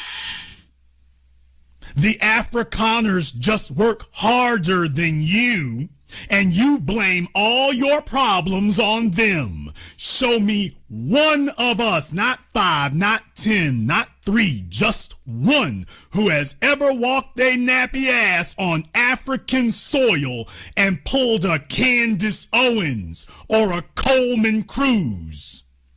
Show me just one. Show me one black person, the descendants of American slaves, who has relocated to the African continent and shown their ass like that. Just one. Show me who's got the YouTube program, the Twitter space, the Clubhouse, the Instagram Live. Show me one that you can name. Just one. It should be real easy after what we've heard tonight. That should be very simple. Hell, I'll let you use Google. I'll let you Google and see if you can find one. Show me one of us who has gone on African soil and ever spoke in defense of the white supremacist establishment and society in its oppression of Native Africans. Show me one of us who's gone over there and told them that, well, you're getting oppressed. You're not oppressed. You just ain't working hard enough. You just ain't doing enough. Ain't no racism. Show me one of us who's gone over there and said that. One. And about this Ghana Nirvana, show me one descendant, all these thousands of people that you say you're taking over there, and I'm not going to argue against that, although the math, I'm not going to dispute the math on it, although it sounds a little questionable, but I'll just take you at your word that there's thousands, tens of thousands, arenas full of black folk you've taken over there to Africa, and that they've been through Ghana. Show me one descendant of American slaves who currently resides in Ghana who has been elected to political office. And deal with it. Damn right I'm yelling it because ain't nobody else telling it. But you know, you can shut this all down real easy. If you want to convince me, because I can show you the Africans, Caribbeans, I'm talking about some of the worst backstabbers. Some of the worst, most treacherous, skullduggerous, duplicitous, deceptive, deceitful, scummy backstabbers who have gotten elected among us, fresh off the plane, fresh off the boat, kissing white ass. Show me one of us standing on their soil who has been elected to office in Ghana. Since you claim that there's so much intermingling, intermarrying, ain't no issues, they just getting on with their lives, everything's good. Okay, you ain't got no proof if you cannot show that they've got equal power. See, they can come over here and get raised up. They can come over here and be in positions of quote unquote leadership. Show me where we are gaining positions of leadership over there. Because if you can't show that, I didn't destroy your point, you did. So once again, it ain't no debate. It's not a negotiation. Just start naming the names. Just name the names. Name the names and name what political office they're in. Show me the elected political office that they're in. That shows us that the native population does not hold us in contempt. And that they are extending the same to us. Because we've been doing that for decades. They've seen us doing that for decades. They would not be coming to America if they thought that we were hostile to them. So there's another lie exposed. They would not be coming to America if they thought that we were hostile to them. Because they don't live among white folk, they live among us. Or adjacent or next to us. So they don't think we're hostile to them, but over there, by the way, it should be real easy for you to show that to us if it actually exists. But once again, just like your so-called black enclaves and neighborhoods over there, you would just show us if it were there. Once again, folks, no disrespect. I'm just naming off facts and math. If you're going to tell us about going to Ghana, did we go to Ghana on equal footing, or are we over there to serve and to bring our American dollars to boost their economy? If we got a better idea and we got a better game plan and we're more on code, then we don't just need to be dropping money. We need to be leading. So you see, if they got a better idea, we have no problem allowing them to lead if they have a better idea. If we definitely got a ton of better ideas, we are the front runner, we are the leader, we are the trendsetter. If we're in Ghana, show me where they have brought us in and put us in leadership positions. Show us where we get that. If you want to shut it down, that's all you got to do right there. I don't need to hear about the tour thing. And once again, let me say this respectfully, sir. Once again, I keep saying sir. Let me say this respectfully, sir. No ad hominem, no straw men, no nothing, no internet beefing. But I got to say this. If that's not going to hold a lot of weight with us when the older folks start talking about these things. We are not looking to be international tourists. That was y'all's get down in the 60s and 70s. We are not the least bit interested in being international globetrotters and international tourists. And a bunch of y'all, you spent your lives traveling, you were in the military, you saw things, and you've come out confused. Well, guess what? We travel too. The difference is we're not confused. We're not confused. Furthermore, you can't show us anybody over there who's talking the same way you are. They get on the internet and sit up here and play y'all for that. But when it comes to policy, you live in a system of white supremacy, and you know, because when you look at what is the government's policy, you see what the policy of the U.S. government is in its laws and how they treat us. A whole bunch of white folk tell us they see racism. Oh, racism is bad. Racism is terrible. We recognize racism right up until we tell them, great. Now, what about this policy? Oh, we ain't changing that policy. So they acknowledge racism and white supremacy exists, but the policy gonna stay the same. Oh, this white supremacy policy is terrible. Yeah, we should change it. No, we shouldn't. Well, and that's the same game that the black folk in the diaspora play. They love you talking about unity, but here's the difference. We don't give a damn about unity. And deal with it, nigga.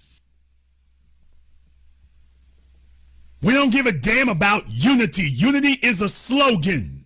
If your definition of unity is we take care of everybody else and everybody else stabs us in the back and we play along like, oh, he didn't know what he was doing. He stabs you in the back every damn day. Of course he knows what he's doing.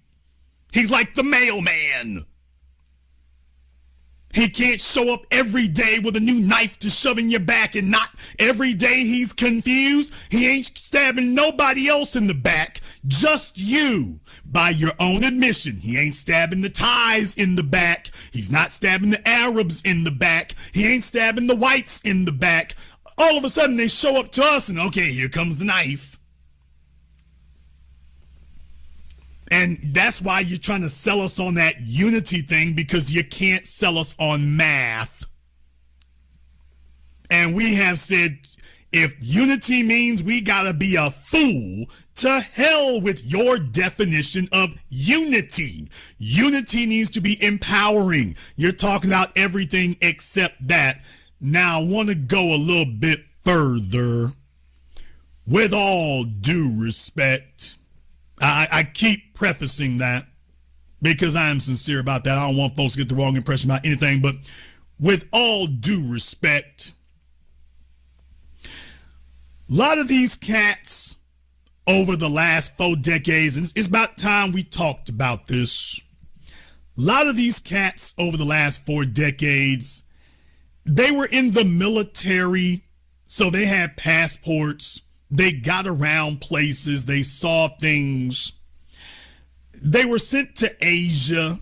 Before that, they were sent to Europe. Then they were sent to Asia. But some of them decided to make a detour into Africa or South America. And that's why you see so many of these dudes with gray hairs and gray beards coming back to the internet today, talking about passport bros and stuff and talking about Africa and South America. So if you really want to know where it came from, that's where it came from. A lot of ex-military dudes, they get a military pension, whatever the case may be. And so that's what really finances it. Not something built from the ground up, but, you know, and I'm not dissing. I'm just saying I want you to understand it is what it is. So then they come back out here and they spend a few decades. Some of them went exploring. It wasn't just Frank Lucas, people. A lot of these cats, they went exploring these places. They went exploring these places. They went looking around and white dudes do this too, by the way. The white dudes do this, although many of them are mercenaries. So you have a lot of white dudes out there who are contractors, quote, security contractors. So these people who have gone and explored some of these other continents, I say explored compared to the rest of us, they got more of a handle about getting around and stuff. They were more adventurous. That's great. That's cool.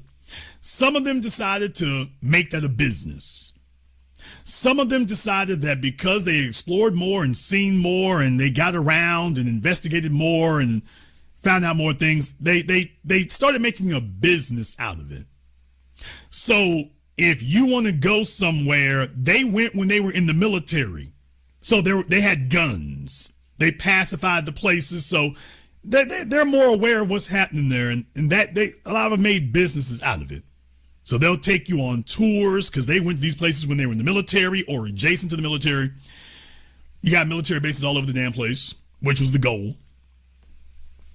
And so a lot of them made businesses. A lot of them have some, you know, financial interests in these places. A lot of these folks have financial interests in these places. So you see, if the current relevant social media influencers are saying things that don't make you so enthusiastic to go to these places, especially a niche market, American expatriates going to Africa, that's a niche market. Well, if you got folks in the influencer community and they're saying things that don't really get you excited to do that, well, for some of these other folks, they start noticing and things start drying up and the numbers start falling off and the mentions start going down and, you know, the money ain't coming like it was because people are not as interested in going because this generation sees going there differently. So there are some folks who in the last few decades, you know, they teach at these colleges and stuff. I'm going to say one name, Runoko Rashidi. No disrespect. But by the way, let me go ahead and say a name, Runoko Rashidi. Oh yeah, by the way, didn't he have something negative to say about FBA before he passed? The 720 degrees of analysis you receive absolutely nowhere else.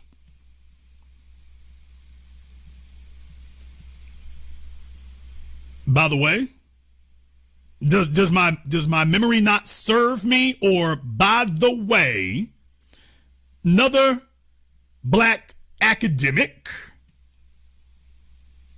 another black academic with a pedigree for giving tours of Africa.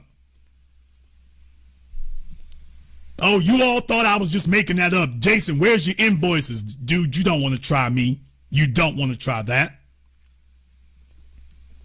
You don't want to try that, buddy.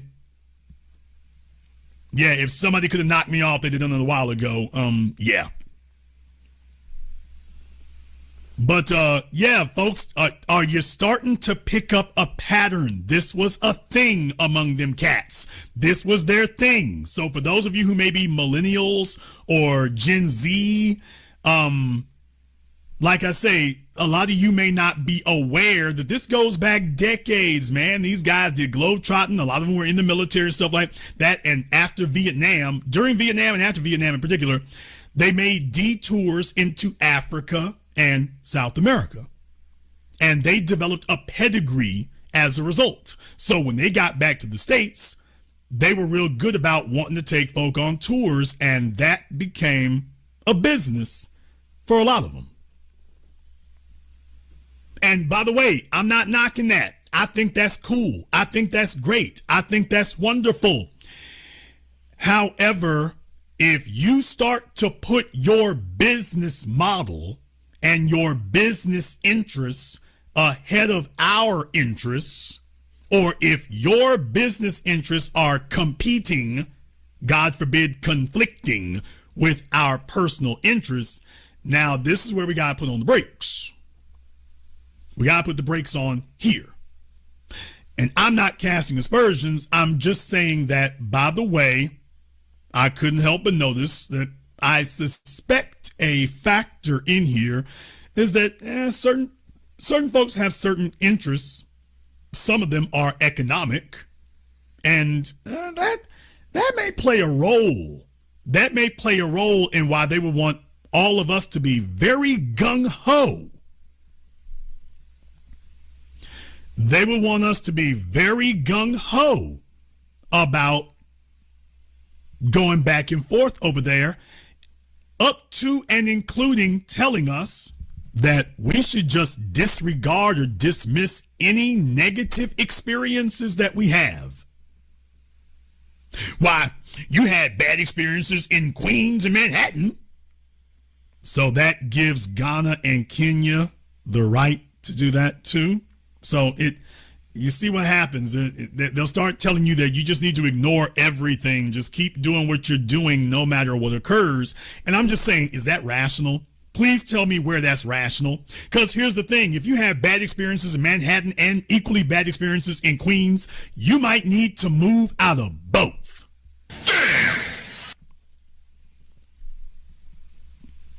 Hey, folks, if you're having the same bad experiences in Manhattan and the same bad experiences in Queens on a regular, consistent basis, you're consistently having bad experiences, not a one-off. If you're consistently having bad experiences, yeah, that might be letting them know, that might be the world letting you know you need to be somewhere else. You might want to be somewhere else, as opposed to knocking your head into the same wall. This is a shock to the system. It's a shock to the system, to a lot of these older folk who thought that, and I'm going in a different direction here. We might as well go ahead and make this a clean sweep tonight. A lot of y'all are going to be unhappy with me when I get done saying this, but a lot of these older cats, because this is a generational thing, a lot of the civil rights generation baby boomer cats, they couldn't make any waves in the broadcast media. And when the internet thing came along, they were too old and out of the loop, so they couldn't make nothing move. And then some younger dudes came along and they knew how to move on these internet streets, and they knew how to move around, and they knew how to operate. They knew how to build a following, and they were willing to stick with it long enough to do that. And then we created our own new media. And as a gesture of homage, we reached back through the crates and said, hey, some of these other dudes are kind of thorough about this. Don't take our word for it. Listen to them. But I gotta tell you, and I've said this for years and years now, and I am not speaking on anybody else's behalf other than my own, so do not project this on anybody else. This is just me speaking, and I'm just giving you my position right now. And I will go so far as to say, and I'm not even going to direct this at anybody specifically. I just want to express this. I am not saying that I am going to specifically aim this at anybody or anybody I've been talking about previously here tonight, but I do want to express this as a headliner in the new black media. I have not gone public about it, but I think you all understand. These older cats, some of them appear in your documentary films. Some of them have been at your live events. Some of them you've met personally. I'm going to just leave it there. A lot of them are kind of jealous because they see that we were able to amass an audience And they weren't really able to do that when they were our age or younger. They weren't really able to get folks to listen to them or get an audience or aggregate a following. They couldn't do that. They were running around New York. They were running around LA. They were running around DC. But let's just keep it real. We saw Dr. John Henry Clark in some old VHS tapes that have been uploaded to YouTube. But we weren't listening to him when we were in high school. We found him later. So we learned how to build an audience, but they didn't really have that. Now, of course, this is broadcast media and whatnot, but my point is when the internet kicked off, they didn't convert over to that either. When the internet became a thing, they didn't convert over to that either. So you see, a lot of them, when they saw that we had the eyes and the ears of the people, let's just keep it real, they saw that, and when they came to us and realized that we could get numbers that they couldn't get, so they were polite, but I'm telling you all from personal experience, and I'm gonna leave it there. Y'all can read between the lines. You know me. If I don't say nothing, I'm trying to say something. And I think some of y'all know now. Hey, yo, my bad. I was in a conversation. Like I said, y'all know. Y'all hear the music. I'm outside for real. I'm in the public. I had a long conversation about a brother and his son. You know what I mean? His son wasn't listening. You know, older, 20-something years old, not listening. Good conversation. But anyway, somebody called in. Click the link, call back in. I see you there, but I couldn't even invite you in because I would have been on mute. Matter of fact, so let's get right to Tariq Nasheed on BUSSY Smalls. All right. Now, y'all not going to be trolling in the room. We're not doing that. We're not doing that. Y'all not just going to be in here trolling like women.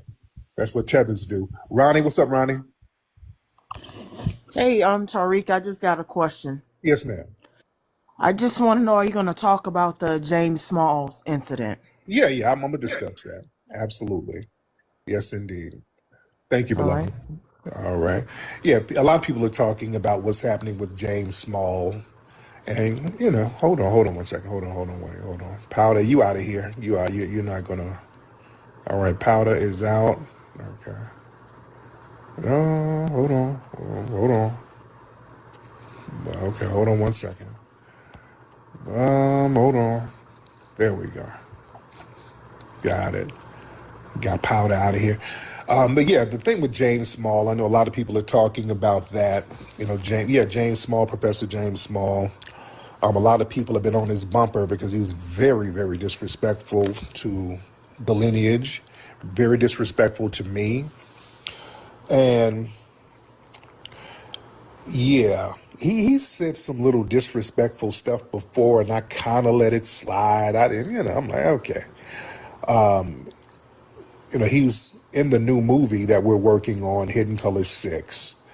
And basically what it looks like, because James Small, he was one of the main people talking delineation language, all right? He was one of the first people talking that. He knows what it is. What it looks like, some of that African tour money might be drying up, because a lot of these dudes, he's a Pan-Africanist, and a lot of these cats, they make their little money with those African tours. I think he's going on one in December. They take people over to Africa, so that shit is drying up. That's their little hustle, and that shit is drying up because people are delineating. So, and a lot of ops are in his ear. But the thing is, some people were like, well, yeah, some of the ops got to him. They like to manipulate the elders. My thing is, some of these ops, yeah, they're in your ear for a reason because they know that you have a friendly ear to them. So I'm not going to put it just on the ops, because these same ops be hollering at a lot of different people. Why are you listening to them? You understand? You listening to them because you might have to share the same ideology with them. You dig? But with Professor Smalls, yeah, some of the disrespect that he's shown towards me and the family. You know, I've helped Mr. Smalls for real, for real. Truth be told, nobody was really rocking with Professor Smalls until we put him in Hidden Colors, and he said this. Nobody was rocking with Professor Smalls. I mean, he did his thing back in the day, but nobody was really rocking with him. He said this. You know? And a lot of people are saying he's doing some real oppie stuff. I wouldn't put it past. But let me say this for the record. I'm not rocking with Professor Smalls anymore. The disrespect, because I've shown that man nothing but respect. Family that he has a hotel over there in Africa. When that shit was failing, I gave money to help him out with that.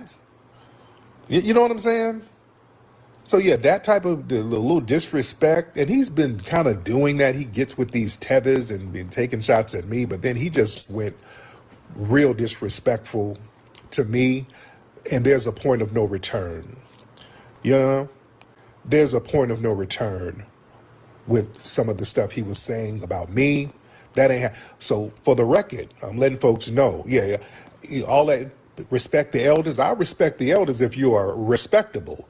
Because you start kind of lying and saying shit you know ain't true. I have no respect for you at this point. I've lost all respect for Professor Smalls. I don't rock with him. We're taking him out of the movie Hidden Color 6. He's not going to be in it. It's going to be a minute. We're re-editing that. We're taking him out. In fact, I'm going to replace him with about 3 people that I want to get. There's a couple of people that I want to get. I want to get Black Alpha. I want to get my brother Dave Anderson. I want to get him. You know who I want to get? I want to get this brother who's up in here too, brother Ant CEO. I want to get some of the fresh brothers in here who knows what's up, who can spit that history. And where you at, brother? All right, I ain't gonna cat family. I would have loved to been in Hidden Colors to go what I go over. It did. I got some history, some things I say here that's unique to anybody else. That I would have loved to have been on Hidden Colors, dropping that hot fire for real.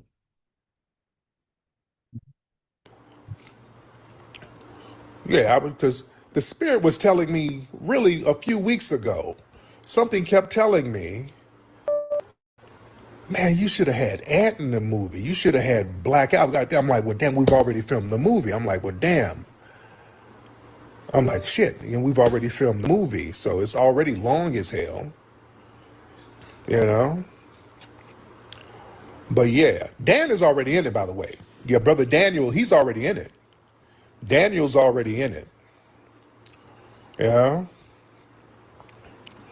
But I heard Jason Black got on. Everybody's getting on his bumper.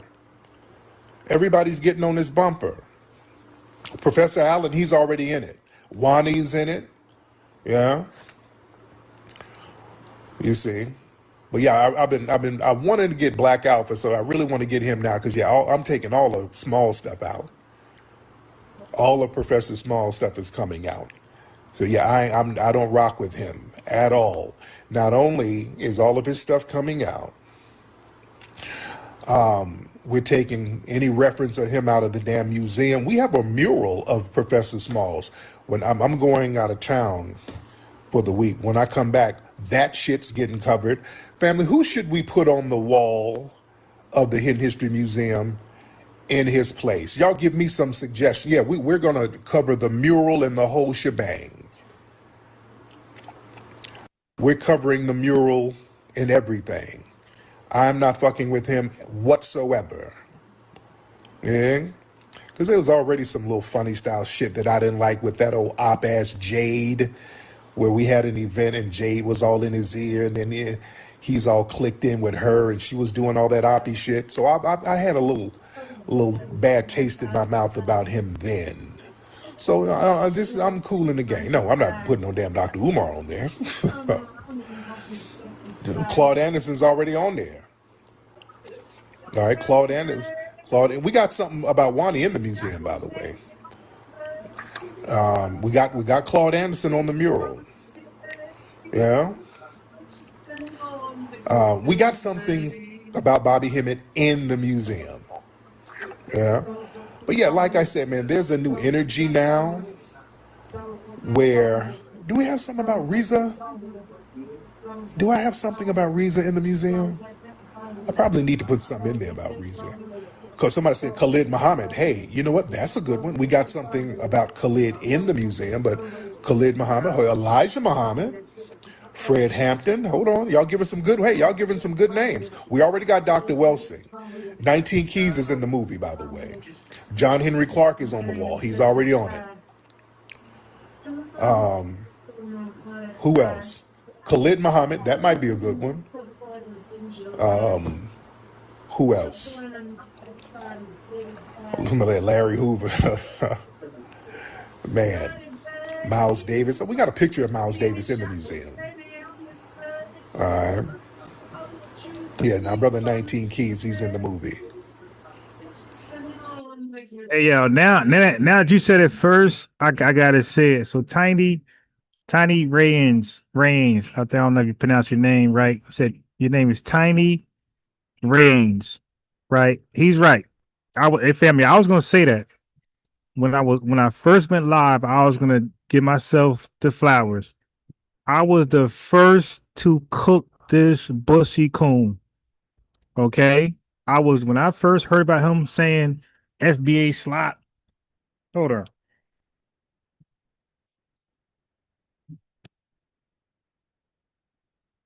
When I heard of this guy talking about, yeah, Elijah Muhammad would be a good face to put on there.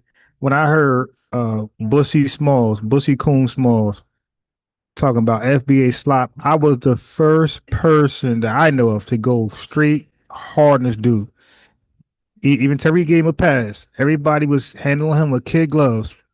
I went dumb crazy hard on Bussy Smalls months ago. I mean, I want to say, how long was that ago? Family, in January? What, January? It was a while. It was a long while ago. I cooked this piece of trash coon. Now everybody is seeing him how I seen him pretty much, 5-6 months ago. That's why, family, I go hard. You did. I'm not handling nobody with kid gloves. I was cooking the hell out of this guy. And look, he proved to be exactly what I said he was the whole time. I'm not taking none of these guys lightly. I'm not giving nobody a break. I'm going dumb hard on everybody. And you see me going dumb hard on Seti, goofy ass. You dig? I went dumb hard on Umar. I'm not taking nobody light. I think we got something in the museum about Ivan Van Sertima. This nigga said Cisco. If you don't stop. But yeah, like I said, I'm not. It's, to me, it ain't even a big deal. I'm not going to even make a big deal about it. Because it is what it is. It is what it is. But delineation, some people feel like it's drying up their little money. It's drying up people's money. It's drying up their income. And hey, that's what it is. We keep it pushing. I've never disrespected that man. Ever. Never, ever, Yeah, ever. family. Yeah. Look, read the comments. Look, Emmanuel Brito said, yep. He said because he felt kind of confused when he heard me cooking them. And a lot of people are commenting saying, chill out, I'm disrespectful. And look, and I just ignored them. I just kept going. Like, nobody deterred me from cooking this bussy coon. I just kept going hard every chance. I always call him a fake elder. He no elder. Hey, family, I said the most hardest things on this clown months ago. And then you see, I didn't back down at all. He proved all of us right. He proved me right. He proved me right against all odds. And I did the same thing with Lord Jamar. I was getting on Lord Jamar, and y'all was like, oh, leave Lord Jamar alone. Oh, Lord Jamar didn't deserve that. And you see, when I played that evidence, y'all started to see, oh, yeah, Lord Jamar, yeah, you little oppish too. All right. I don't just lightly go at people and just for no reason because I'm emotional. When I finally get you, there's a lot of evidence there. So I was dumb hard on Professor Coon Bussy Smalls, and my own lineage was turning against me for a sellout Pan-Africanism. And I didn't hold no hard feelings. I just kept going forward. And history bears me to be correct. I was on the right side of history. Never ever. But what we're not going to do, I'm not Right, going to Tiger. sell House out the clean. lineage for a And couple of Negro pennies. and that tells you guys I stand true to my name. I wasn't getting on non-FBAs and holding hateful FBAs in a VIP. No, no. I treat everybody the same, man. Whoever is against the lineage, they got to get it. And this old detective right here, I had to get him. So I can do a couple of tours or sell some DVDs overseas or whatever. Yeah, Yeah. Jamar not there yet. Like he's not full. Like he's not like Professor James Small. Like he's he's on probation. Let me just say that. Lord Jamar is on probation. He's on lineage pro. I can't even say that. But let me just say he's on probation. I guess his little African tour money, I guess you don't want to mess that up. I'm not that dude, man. Y'all not, look, I'm not going to sit here and pretend to be a generic African. All right? If that's what you want to do, knock yourself out. I'm not pretending to be a generic African. You said Tariq had a blonde flat top. Let me see that picture, man. I got to see that. And you know better. You understand? Because listen, I talked about this last night on Twitter Space. Listen, people trying to cling to that generic. Chaco said it right. When you understand the code as being the leader, you feel me? It's easy to go against people who go against the lineage. Like you're not gonna be mushy and emotional. Oh, this person was an elder. Oh, this person was a professor. Oh, this person, man. When you know the code's a leader, anybody can get it at the drop of a hat. You feel me? Ain't no emotions, man. Once you go against the lineage, all love is lost. At least from my end. African thing, that's an escape hatch from responsibility and power. You see, when you acknowledge that you are the foundation of this country, and that you are foundational Black American, and that you owe homage and respect to your lineage, now you got responsibilities. You got to step up and protect your lineage. You got to start setting standards. You got to get out here and put in some work, which is what a lot of our young folks are doing out here with lineage-based advocacies out here. You understand? So the thing is, man, a lot of these people who's on that. All right, Pep, I put you in timeout for 30 minutes. You got to click in, or if you say something else, I got to block you forever. So click the link. Let's have a conversation. I know you're mad as hell. Your bussy elder is an agent. But let's talk about it, bro. There's no need to like troll. Let's just talk about it. Pan-African thing, and there's foundational Black Americans who's on that, who's, being a foundational Black American. Nah, family. Listen, the whole elder thing is some made up shit by Pan-Africanism. All right. When our relatives totally respect our elders, like there was no real definition. It was just respect people in authority. When I was young and when I was told respect your elders, there was no like set definition. You just, as a kid, you just kind of knew what that meant. Respect people within your lineage that has authority over you. Right. We didn't think of no old coon that looked like Bussy Smalls. You didn't think of SETI as an elder or Dr. Ben. Like, come on, man. That's not or looking like, fucking Ross. What's the dude? What's the security guard for Martin? Dude, like that's not an elder. Like there's respect your elder. Like there was no set definition. You just knew. Just respect people of your lineage that's in authority. That's due and worthy of respect. But like there's no set definition of an elder. You dig? Like that shit was written down somewhere. So this whole elder talk, these Professor Smalls, these Baba Bussy Smalls, man, I don't. That's your elder. That ain't my elder. None of these guys my elder. I don't have elders like that. Because there's no set definition. Look, that's your elder, that's your elder, that's your. That's not how that was described. It was just told to you. You know the saying. Things that's understood don't need to be explained. Nobody really explained what an elder was. They just said it and you understood it. That's part of like the code, the lineage. You just understood. That's like saying, yeah, hey, stay on code, family. Like, what is the actual code? The code is in your DNA. It's in your ethnogenesis. You just automatically know what it is. It's like it's nothing we got to go over and write it down and, hey, family, look at the code. This is code number 1. Now you just already know what it is, man. An elder is already understood your DNA, and the code is DNA encoded in you. There's no lecture of who are elders and what the code is. It is a lineage. All right, it's a lineage. That's it. So you can be whatever you want to be. But the thing is, folks want to Brian be a said, generic African because of Brian said, respect your elders don't mean take shit from old niggas. Come on, man. some survivor's remorse, because you got a lot of people with survivor's guilt who's foundational Black American.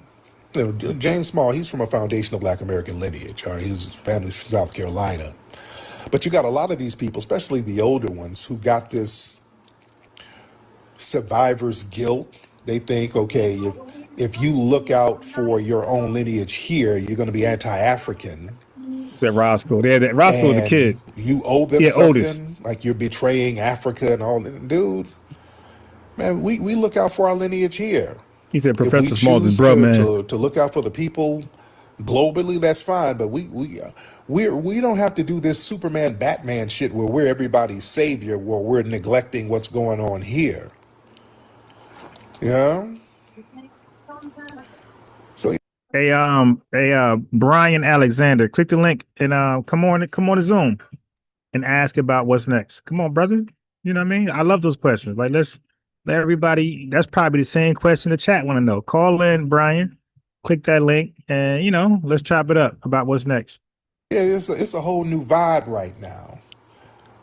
It's a whole new vibe right now, and a lot of people are clinging on to old ideologies. And this is what I like about the delineation movement, because it's not an ideology. It's not something that you can quit or join or disregard. You are your lineage.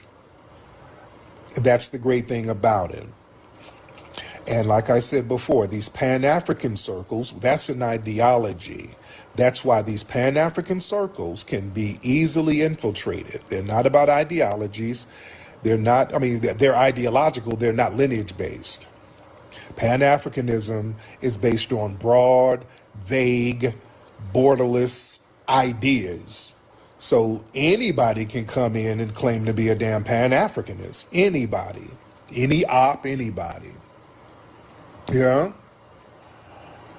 And the shit people been talking about Pan-Africanism for over 100 years and ain't no results. And hey, if you want to do that, if you want to sit around and have an idealistic view of Africa, knock yourself out. Some of us don't want to do that. Some of us are looking at our lineage here and saying, hey, this is what we're going to protect, because we can't sit here and let people erase us and have ethnic genocide. Yeah. So that's what it is.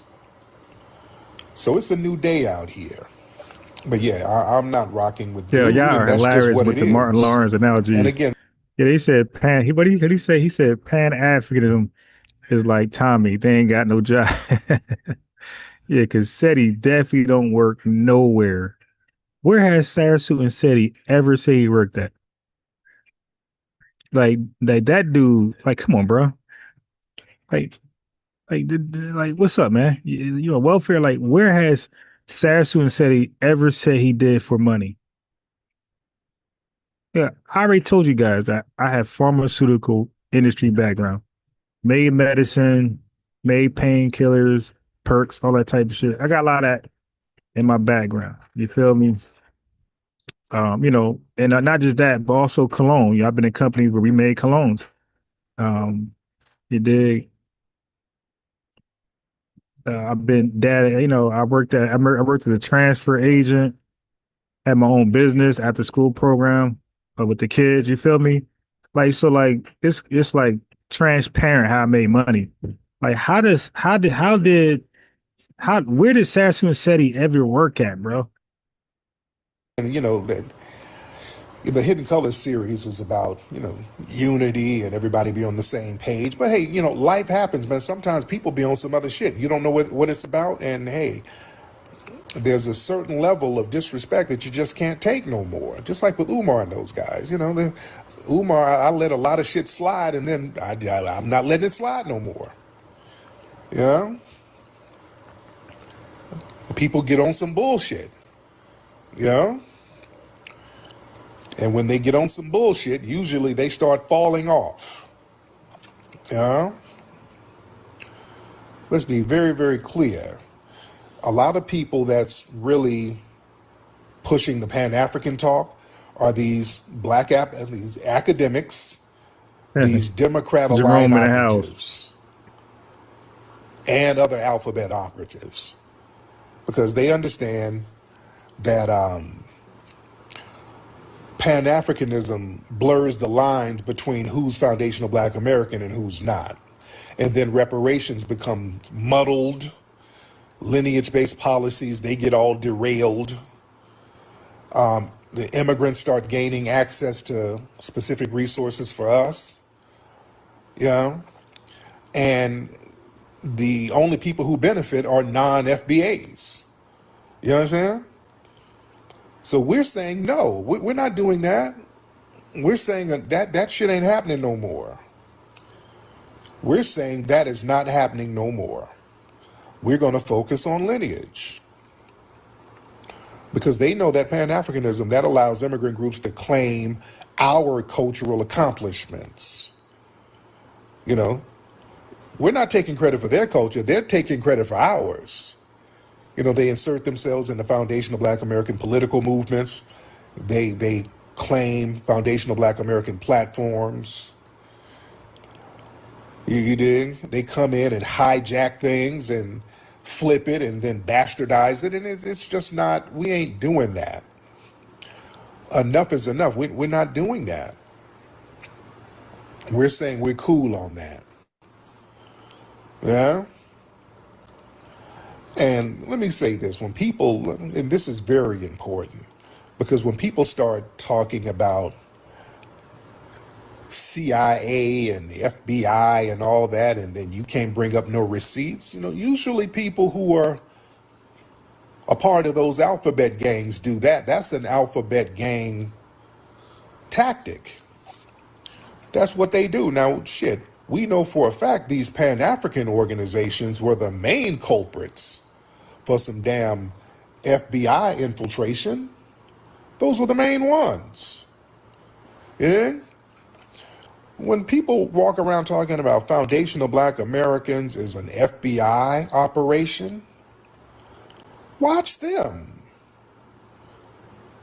Watch them. That's a disinformation tactic within itself, because you see they can never bring up any proof or any evidence or what would the agenda be.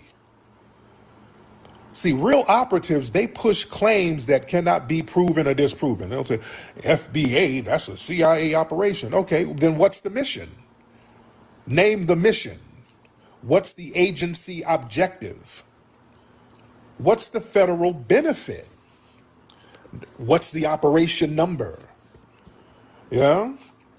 Those are classic Fed disinformation tactics designed to muddy the water, to not explain anything, just to throw some shit out there and never explain it. Yeah? They can never explain what the FBI or CIA would gain from amplifying a foundational Black American lineage. Ask these, they can never give you an answer. Okay, there is no answer. That's why they just get to trolling. They'll say some shit, then when you get into specifics, okay, what would the FBI and the CIA gain from us recognizing our lineage? Well, you making all that money and shit. It gets into troll shit. See, if the FBI wanted chaos, they would target anti-government groups, they would target foreign extremists, they would target paramilitary threats, they would target cyber threats. Why would the CIA invest resources to help Black Americans identify their lineage? That literally makes zero sense whatsoever. On a strategic level, on a political level, on a national security level. So their inability to explain what the goal is, that exposes the lie. Watch when people start saying shit like that. What would be the goal? That makes zero sense. What, the FBI sat up in a room and, okay, this is what they're telling you. The FBI sat in the room and said, hey, let's finesse these black Americans into looking at their lineage and fighting for reparations to make us pay them. And let's not have a leader. Let's have nobody claim leadership. Nobody to and hold. It's not a group. Well, what? No, how would that work? You know what I'm saying? None of this shit makes sense. It don't make no sense. The only people who saying it's a group are them. Anytime somebody, hey, y'all a group, we never say that. The only people who say that are operatives. You know what I'm saying? The shit never makes no damn sense. When they start saying, well, FBA, that was created to sow division. You notice one thing? They can never tell you what's being divided. Right. That's the biggest hole in your argument. What's being divided between what, foundational black Americans and immigrants? Where's the established unity? Huh? Where is the established unity? There's no shared political bloc that we have with immigrants. There's no shared cultural organization that we have with immigrants or people in the diaspora. There's no shared infrastructure that we have with people in the diaspora. What the hell is being divided? They can never tell you. You can't divide what's not unified. That's a Fed talking point. Yeah? They can never, ever tell you what's being divided because there's nothing to divide. We don't have no economic ties. We ain't got nothing going on in Africa other than folks going over there getting finessed. They want you to go over there and get finessed. Yeah? We don't have nothing going on over there. They don't have nothing going on over there. That's why they're coming over here. What is there to divide? Yeah? You can't divide, quote, a diaspora that's already functioning separately. These black immigrants come over, they got separate media, there's separate ethnic organizations, there's separate advocacy groups, there's separate political agendas, there's separate immigrant coalitions. We don't have nothing going on with them. Unless they come over here and cosplay as us. Yeah, everything is us giving them stuff. We don't get nothing from them. Literally nothing. Fast money, you mean the same oppressor, but you know, fast money is a tether from the UK.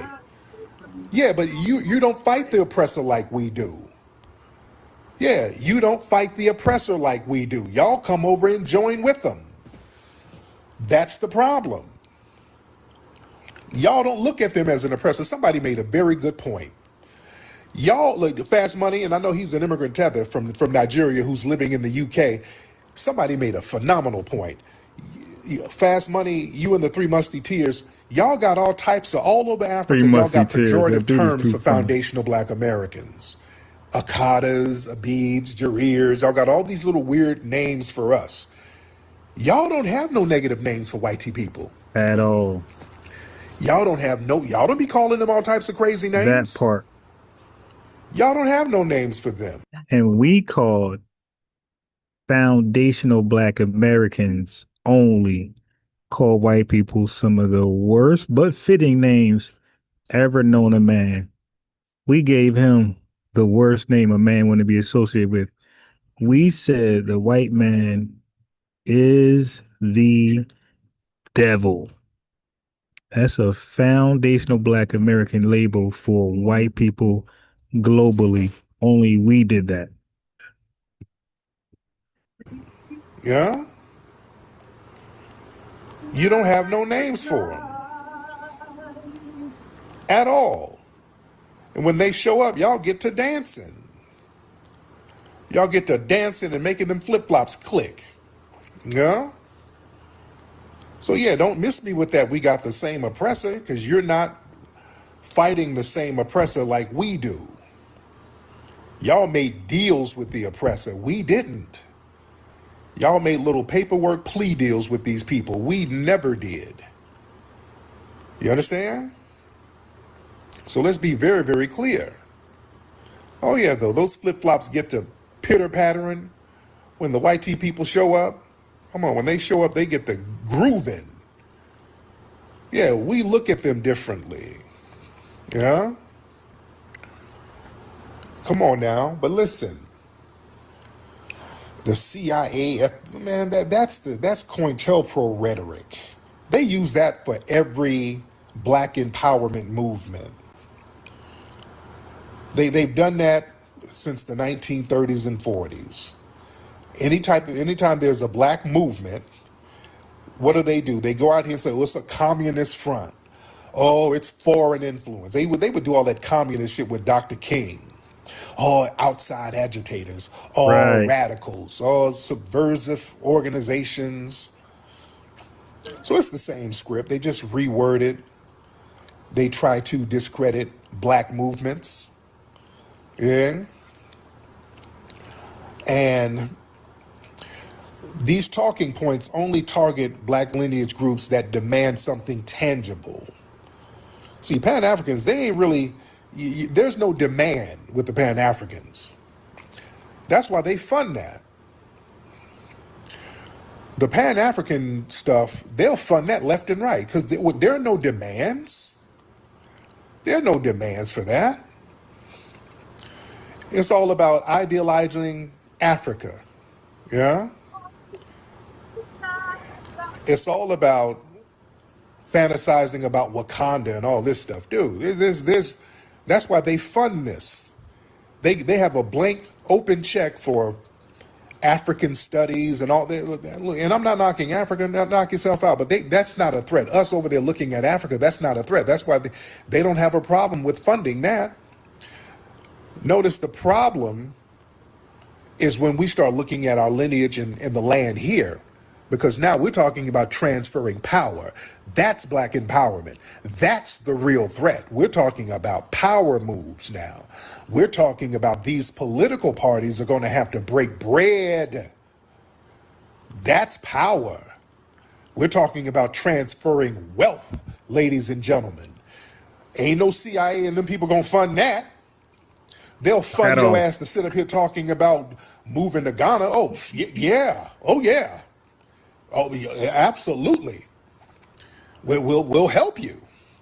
Come on, NCOBRA, because that's what NCOBRA, those fake reparations organizations, these Pan-African reparations organizations, the minute we start talking about money, these old Negroes pop up. Hey, we don't need no money now. Reparations is more than a check. Well, we want to repatriate to the motherland. What? And we see why these groups have been around for so long and they're getting funded. Who you think are funding these people? Huh? Us sitting up here demanding that political parties give us some damn tangibles. When they start funding that? When they funded that? Yeah? Hold on. Man. Who is this? Ingenious? Hop on in, Ingenious, since you in here trolling. Ingenious, hop on in. Ingenious, hop on in here. Man. Yeah, you're not going to troll in the comments section.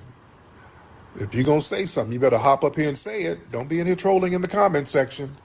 Because we do know a lot of you ops are in here. We do know a lot of you ops are in here. But notice, they never accuse these useless these useless symbolic organizations of being CIAs.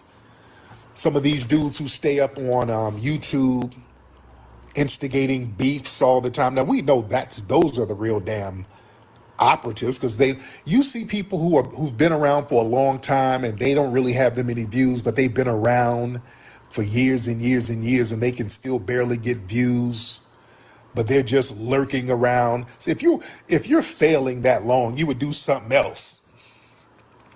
There's one guy I talked about before. This guy, he was around before YouTube. He was a podcaster from back in the day. I think this dude, I think he still might be around. This dude to this day, like 15 years later, can't get more than 100 views. And he would be trying to instigate little podcast beefs from like 15 years ago. And I'm like, this is a failure. This dude, nobody listens to him. He gets like 20 listeners on his podcast. Come to find out, his dad worked for the FBI. This dude's father worked for the FBI. Now, he admitted this, by the way, because he started kind of bragging about it. But yeah, he admitted it. I was like, oh, okay. Yeah. Somebody said my clothes are done. Yeah, we're washing clothes. Y'all can hear my washer? Y'all can hear the washer? You dig? So listen. Yeah, some of these fake RBG organizations, these ineffective unity circles, all of these people who are the real ops who sit around monitoring stuff and then reporting back. Yeah, nobody points the finger at them, but foundation. Yeah, it's a lot of those channels, yo. Like, I've been so many of these channels, man. So many of them. The Dr. Mayat channels, like 20 live viewers. She been on YouTube for 1,000 years. You got Brother Reggie online for 1,000 years, like 4 people live watching him. I mean, like how many Pan-Africans I can name? You got the weird chick Tiffany that's over here. She's live every day, Patreon, everything. 2 people live watching her. Tether Dream every day, Diligent, 4 people live watching him. Yeah, people are not watching these people, man. And some of them had 100-something views about 2 years ago, and now they're down to 40. It's like, yo, you're doing the same garbage over and over and over, and you don't think to change one thing up. You're just gonna keep going till you got nobody watching. Nation of Black Americans, this delineation movement that threatens political structures, that threatens the immigration agendas, which the dominant society wants. They want immigration. The Black grassroots said, no, we're not prioritizing that. You understand, these corporations want immigration. They wanted that cheap labor. That's why they were spending billions of dollars to get Kamala Harris in office. Who are the real ops? Who's really being funded? You're not going to fund a grassroots movement. But family, when we make moves as Foundation of Black Americans on the grassroots, where it affects political parties, that's a threat, ladies and gentlemen, because the foundational Black American grassroots crashed out Kamala Harris's bid for presidency. And they know this, and these people spend billions of dollars. He about to say some real stuff. Listen, family. They were bringing out the heavy hitters, and she still failed, and the failure was because of the Black grassroots. You think they don't know that? That's why when she lost, all of these operatives started attacking the Black grassroots. They started attacking the Black grassroots. Yeah? So we got to understand the narrative of these federal discrediting tactics. Their talking points, they put out some shit, they never have any evidence. You can't explain what the mission is. It's completely illogical. It has no historic precedent. It serves no benefit. It contradicts federal strategy. But it does have a COINTELPRO objective. Yeah, they be lazy as hell, CRU, reality, lazy as this whole lie. They want to discredit about how some of these immigrants work so hard. I mean, complete lying. Yeah, right. Every job I worked at, the hardest workers have been like you got some white Americans who work hard. You got Foundation Black Americans, and you'll have a Latino sometimes working very hard. But but the other lies people be talking about, people work hard, like weird, working hard, not one bone in them is hard working. Grassroots. That's the objective, because the Black grassroots, is powerful. And when we understand our power, that becomes a threat. And that has always been the case. There's a historic precedence for that. Yeah? There's a historic precedence for that. Yeah? And we see a lot of these folks that's in our spaces doing a lot of trolling and all that stuff. We got to understand that's another part of the Fed operatives as well. These people are not just in our spaces all willy-nilly. Yeah? These people are not in our spaces all willy-nilly because too many of them use the same talking points. They'll tell the same lies and they'll put out the same misinformation. And that's not coincidental. That's coming from like a script. Just like with the Democrats, when the Democrats were trying to discredit the black grassroots, they all had the same talking point. And I mean, it was like word for word. Anytime we demanded some tangibles from the Democrats, or y'all are MAGA, y'all trying to be like the white supremacists. I mean, it was like the same wording from all of these different accounts, almost verbatim.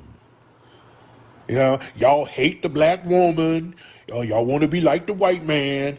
Y'all must be MAGA. It's the same regurgitated talking points over and over and over again. And as we see now on Twitter, boy, they did a phenomenal thing that I love on Twitter. I love what they did. They got something where you he can said see the construction work they do is horrible, uninsured. So if they mess your house up, mess your basement up, you can't get your money back. These are unregistered companies. people's origin country. So wherever they're tweeting from, there's a thing you can push to see what country they're in. So a lot of these folks are getting exposed left and right. We've been telling people that a lot of these people are not even from here.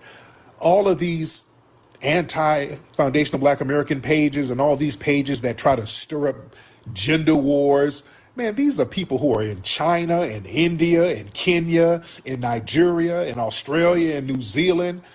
Oh, they're scrambling over on Twitter right now. They are scrambling. Man, there's tether fest over there. Boy, it was one dude, boy, he was one of these Democrat shills all up in people's, telling people how to vote. Y'all better vote. We got to vote for Kamala. If we don't vote for Kamala, we gonna, all that, we. Found out his ass is up in Canada, and he's a Bahamian dude who don't even live here. So they've been exposing people left and right, which is good. Man, it's crazy. The Twitter is going through hell right now, and I love it. Most of these people who've been trolling in our spaces, all up in our business, trying to tell us our history, these people ain't even here. These people ain't even over here, which we've been telling people over and over. These are foreign tethers. We knew that. Now, here's the thing. Who's paying them to do all that? Yeah? Yeah, Twitter's out of control. They're losing their minds over there, but they're scrambling.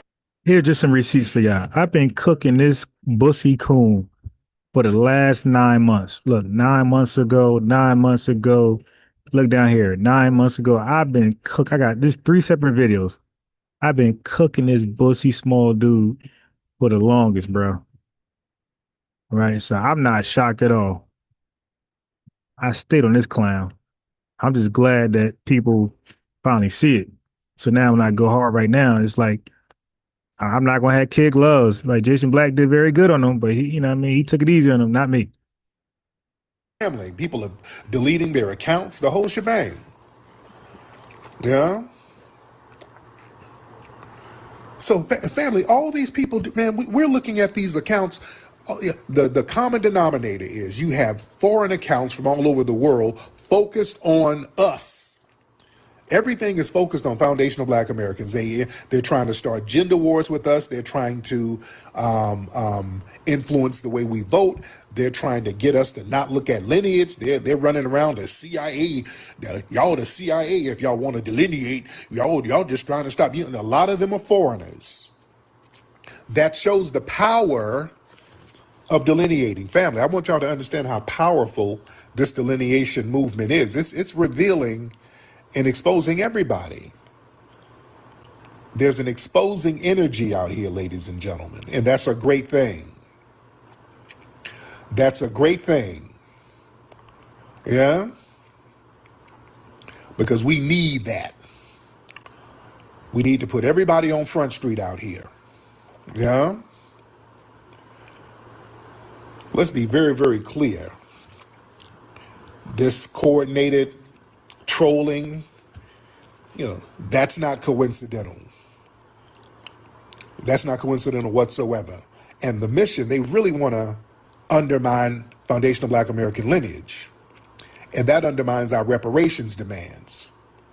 You see, that's what a lot of that's about. It really undermines our reparations demands. So we got to understand where a lot of this stuff is coming from, ladies and gentlemen. And also, because what's happening right now with the foundational Black American delineation movement, it's very powerful, ladies and gentlemen, because it's decentralized. It's decentralized. And this is the first Black movement, ladies and gentlemen, that can't be infiltrated. See, every other Black empowerment movement can be easily infiltrated. I talked about this before. And this one can't, and that's why it's so powerful. And because it can't be infiltrated, because it's leaderless, you understand? Because delineation power is tied to bloodline. It's all about who you are, who you're born as. See, that scares a lot of people because it's not built on vibes or slogans or a single organization. It is built on lineage. So you can cancel a hashtag. You can buy or even infiltrate an organization. You can get a brand, like Black Lives Matter was a brand. That was a brand that was co-opted. All right, they sullied that up. But you can't cancel millions of people. Hey, did y'all hear when BUSSY Smalls told that Tether that he would cook Tariq in a debate? Yeah. he said, but he ain't gonna do it. He gonna stall him out. Yo, BUSSY Smalls said he will cook Tariq Nasheed in a debate, but he gonna stall him out. You know what I mean? Oh, I'm like, yo, this dude is talking greasy. I wish like hell BUSSY Smalls calls over here. Whose very family history is tied to a specific land and it's tied to a specific debt. You know? So that kind of lineage-based claim it's legally, morally, and politically powerful. That's why everybody's watching it closely. They're watching what we're doing. And a leaderless lineage-based movement, it can't be decapitated. That's why they keep trying to manufacture a head.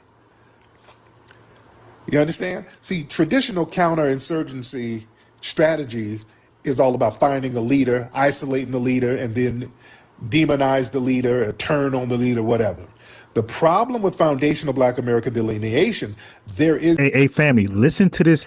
Yeah, I played this whole this whole video of Tariq addressing Professor BUSSY Smalls to y'all, so y'all can hear this part right here. This is the most important part of anything he said. Listen to this part right here, family.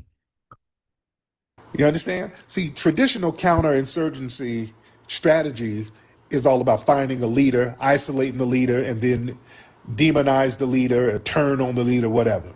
The problem with foundational Black American delineation, there is no former hierarchy to decapitate. The energy is horizontal. It's all linear. Family, did y'all just hear that? Like, listen, this is a bar. One more time. This is a bar, family. This is a bar. This is a bar. Listen. Isolating the leader and then demonize the leader, or turn on the leader, whatever. The problem with foundational Black American delineation, there is no former hierarchy to decapitate. The energy is horizontal. It's all lineage. That means everyday foundational Black Americans, they're doing their own research. They're doing their own genealogy. They're filing suits. Hey, family, I want y'all to see how deep that is. Listen, this is why the Congo failed. They had a leader named Patrice Lumumba. They didn't have no code as a leader. What about Nelson Mandela? Once they arrested his ass, done. Black Panthers, where they go? When they got to the leaders, done. When the code is the leader, that cannot happen. Okay, watch this. They assassinated Dr. King. That shit still moved on.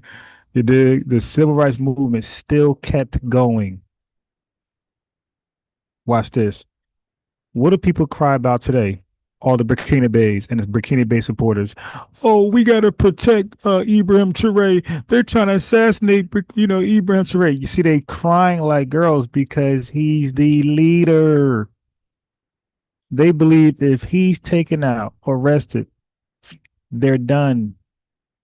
If the Burkina Bay's culture was the leader itself, it wouldn't matter who's the head, who's the face, who's the representative. These guys are clamoring over a man as the end all be all of Burkina Bay's existence, its future. So basically, they already got it set in their mind. If Ibrahim Traoré is assassinated, arrested, in prison, it's over. See, that's what happens when you have a leader. There's no leader of America, just a bunch of representatives. If something happens to one of these representatives, another person's there, and America keeps going. That's how FBA is. They're mad as hell. They're like, damn, these guys figured it out. They have no leaders, the code. So if they arrest this person, assassinate that person, kidnap this person, the code, the lineage stays on code, and another person steps up and goes right in like it never, like nothing ever lacked. It's the code. It's the code. They don't get it, man. These people in Africa don't get it. It's not about Ibrahim Traoré. Oh, he's the king of Africa. That's your problem. Your problem is you're looking for a king and not a code. Who was the leader of Japan when it became a first world power in 46 years? In just 46 years, who was their leader? They had no leader, just a code. Like they literally got on code in Japan. Y'all got to research the history of how Japan. Yeah, I challenge you guys. I guarantee you guys will give me my flowers if you guys go and do a quick synopsis on how Japan became a superpower in just 46 years. You'll come back and be like, yo, I'm biased, yo. I appreciate you, man. I appreciate you a lot more than I did yesterday. They had no leadership. They had a code. They were standing on business. Organizing. So there is no leader at all. You can't lead a lineage. So that's why there's the desperate push by the alphabet people and the operatives that's in here too. You got these operatives. That's why they always try to pretend that there's a single boss that they can attack. That's Fed propaganda. Yeah. They're trying to Acknowledge. I don't know what time frame you're talking about, but I could tell you don't know Japan's history. I'm talking about the 1800s, buddy. I'm not talking about 1940, okay? 1950. I'm talking about the 1800s. So yeah, guys gotta like if you don't know, you don't know. But it's okay. I still love you though, but now I see you're not there. Like I said, just go on Google AI right now and type in how did Japan become a first world power in just 46 years, bro. You're too early with World War II. You're too early, bro. They stood on business, like I said, man. And the link is there. Anybody can click that link and challenge me. All right. I need a challenge. You know, like revenue's too easy today. I need a challenge, man. Like click that link and let's go. create their own manufactured false The link is leader, pinned to the top. Click which that link doesn't exist. And this is and try why me. the smear campaigns against me don't work. And this is why they're getting desperate and they're getting frustrated. None of the shit is working. It don't work because I am not the leader. I've never claimed to be the leader of a damn lineage. It doesn't work. And what they do is show how powerful our delineation is. You understand? They're showing how powerful the delineation is. When you see dozens of channels and troll accounts and commentary pages, all repeating the same lies and phrases and distortions and wannabe slander attacks against me. That's not organic beef. All right, fine. Let me do the homework for you. Japan became a superpower in the late 19th century. So that's before World War One and Two. Okay. And early 20th century through rapid, not finances, like you said, through rapid industrialization and military modernization, a process largely driven by the Magi Restoration. Following its defeat in World War II, Japan, so now we're talking about something different now. Following its defeat in World War II, Japan experienced an even more rapid economic resurgence, becoming a global economic powerhouse by the late 1940s through strategic government support, advanced manufacturing, and a culture of quality and efficiency. Not what you said. So when you guys say something, you got to prove it. You see, I say something, I prove it. So if you guys say something, you got to come on here and prove it. Share your screen and prove it. That's a narrative that's passed down from somebody. Listen, real organic criticism is varied. When the talking points, ladies and gentlemen, are damn near copy and paste, it's literally the same words over and over. Well, grifter, FBI plant, fake activist. That's a script. Yeah, that's message discipline where you're supposed to say the same shit over and over. That's like a propaganda psyops. You make people say the same thing over and over again. That's coming from a They central all location. say the same thing. Tariq Nasheed is your leader. FBI is a cult. Same things over and over and over. Same talking points. Oh, y'all, you guys are MAGA.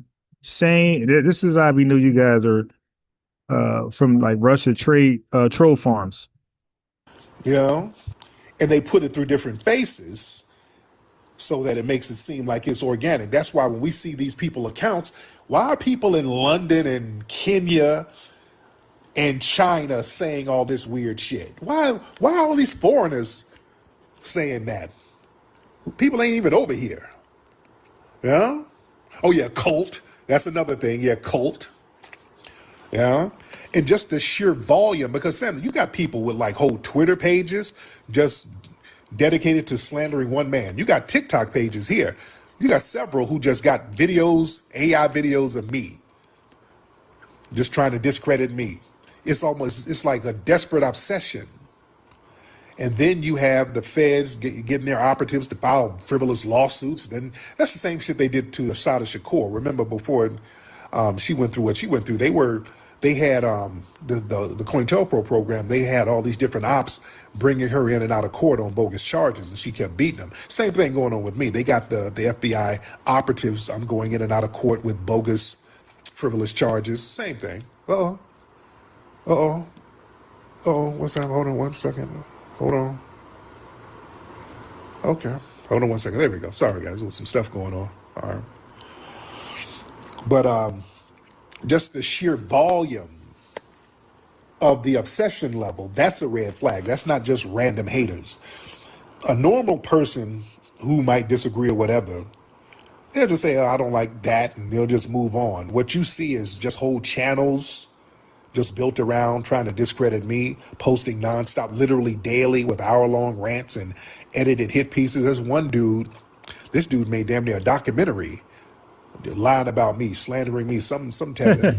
That's some CIA shit because looked like it was produced. It took money to do that. And I do films. You just ain't putting up shit willy-nilly. You know? That's some shit coming from the top. You understand? This ain't just some random hater. Just posting nonstop.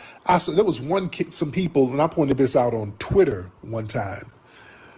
There were some people doing these disinformation campaigns against me, especially around election season. And you know what's crazy? These same tethers, these same Pan-Africanists. Okay, so let me give you the proper terms. I see some new people in here. So new people, family. We got terms for these people, for these ops. We got something called DOC, DOCC. That stands for domestic off-code coon. And then we got PALs. PAL, like, hey, what's up, PAL? PALL. That stands for Pan-African Lion Losers. Okay. So a lot of these docs and pals out here, there's a lot of them. Hold on. You'll see a lot of disinformation campaigns about me because people think I'm too influential. Okay, so now I know what I was going to say. So you got a lot of these pals and docs out here who would get on FBA's, us, for delineating, but then they'll go to make mockery of us and recite black crime stats or poverty stats. It's like, wait a minute. But so you look at those stats, but then you're mad at us delineating? See, family, delineating is a way to organize. We're organizing. We're like a Tiger said, we're cleaning house, we're getting straight. Right. So that means that we are we're cleaning up and we're cleaning up our image by delineating. So we're practicing black excellence by delineating. So all these little fake inflated crime stats and poverty stats, welfare, that's gone. It's going through delineating. Delineating is literally called, you can look at delineating as practicing black excellence. So by us delineating, we're practicing black excellence. Okay. So if you're against that, then you're just against black excellence, and it makes sense why a lot of you guys were sent to disrupt it. Because you'll point at just like a damn Confederate supporter, sympathizer, you'll point at the inflated stats to show how we're degenerates. But then you'll get mad when we try to work on it and become better. That's why Elijah Muhammad said they will create the problem then offer a solution.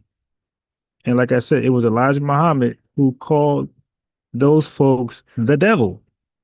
So what's interesting is that a lot of Africans give us little names like Akata, but we don't have a name like that for Africans. We got a name like that for white people. So like Tariq Nasheed said, we're the only people who loudly, listen to my language, we're the only people who loudly and proudly attack white supremacy.